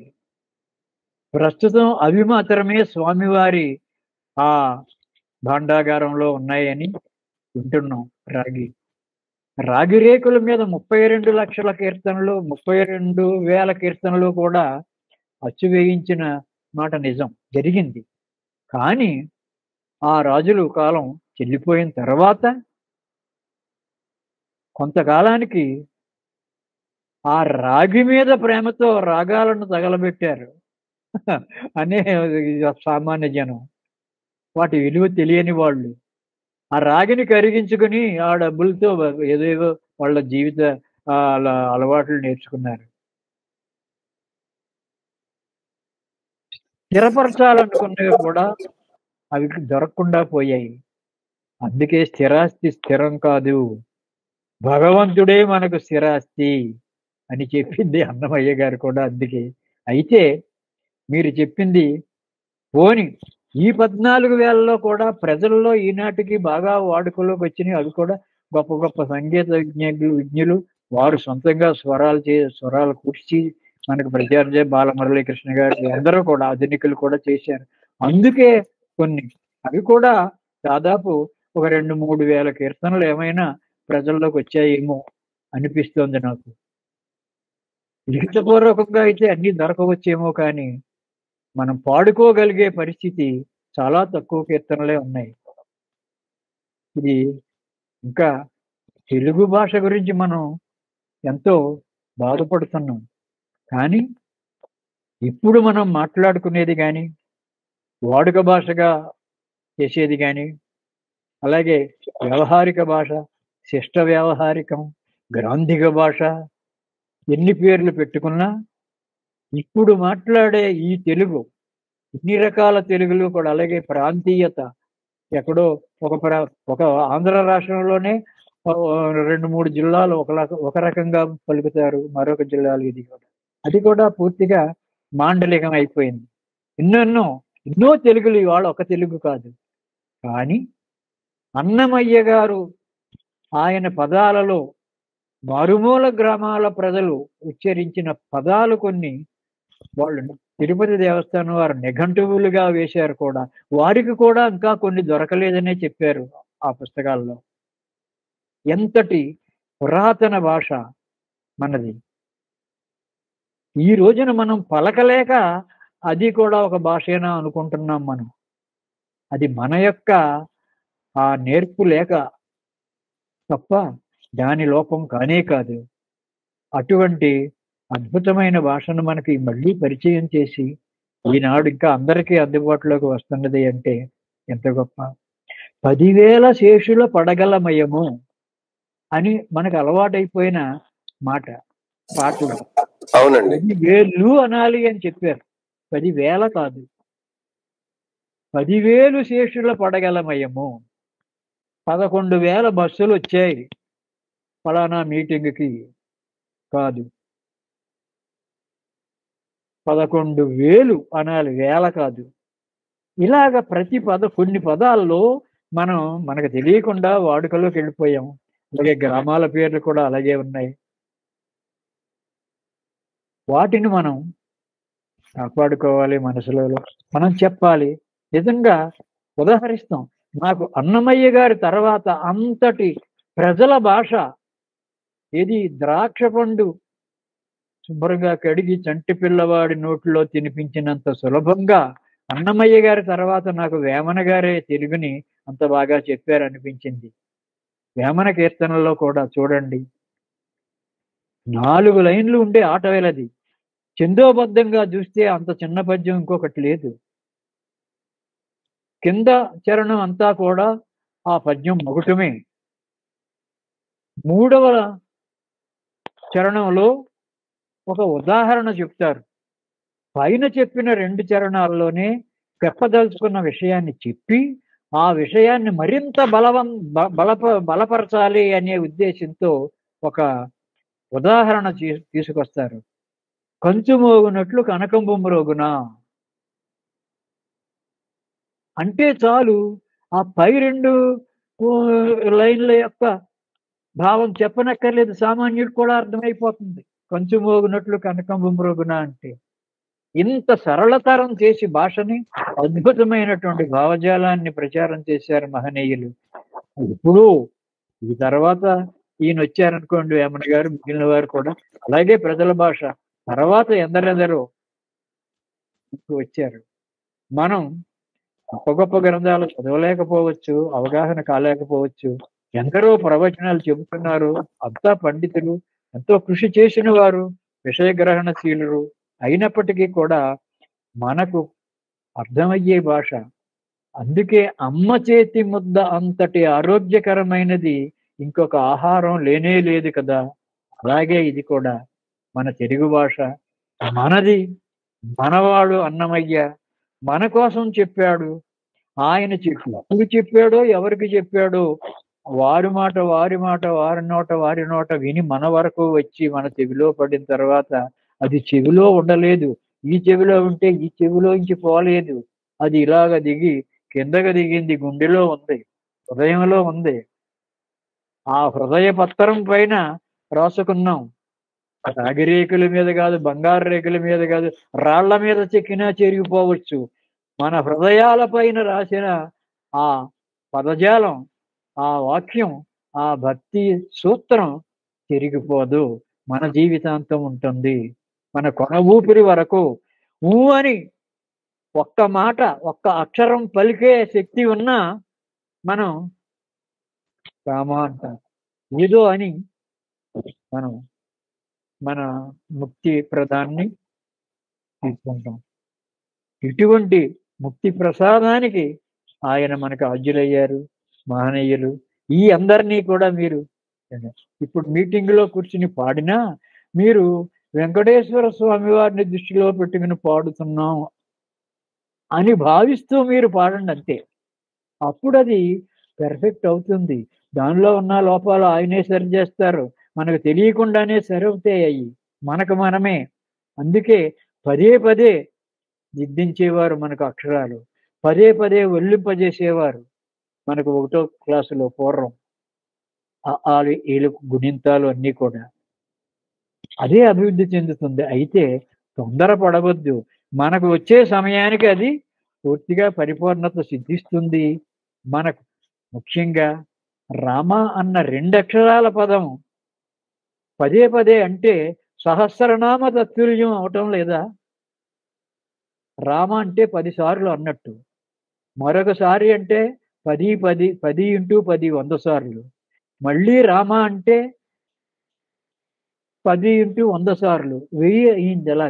అలాగా 7 సార్లు అంటే 1,000,000 సార్లు అన్నట్లు అవుతుంది మన లెక్క ప్రకారం. అందుచేత పదే పదే మనం పాడుకుంటూ ఉండాలి. అప్పుడు అనగననగ రాగమతిశైలుచునుండు, మీరు పదే పదే పాడుతూ ఉండండి. అంచేత మీరే పాఠకులు, పాడేవారు మీరే, వినే శ్రోతలు మీరే అనుకుని పాడుతూ ఉండండి, భయపడక్కర్లేదు. సాధనమున పనులు సమకూరు ధరలోన, ఏ పనికైనా అది వర్తించే సూక్తి. ధన్యవాదాలు. అందరూ మీరు ఇలాగా ఇవాళ పరిచయం అవడం, ఏదో ఒక కుటుంబ సభ్యులుగా మనం ఈ మాటలు 4 చెప్పుకోగలిగాం. రాబోయే వారంలో అన్నమయ్య గారి జయంతి సందర్భంగా ముందే మనం ఆయనకు మన నివాళులు సమర్పిస్తున్నాం. ఒక కోకిల ముందే కూసింది అన్నట్లుగా మనం ముందే ఆయన గురించి చెప్పుకున్నాం. చాలా అదృష్టం.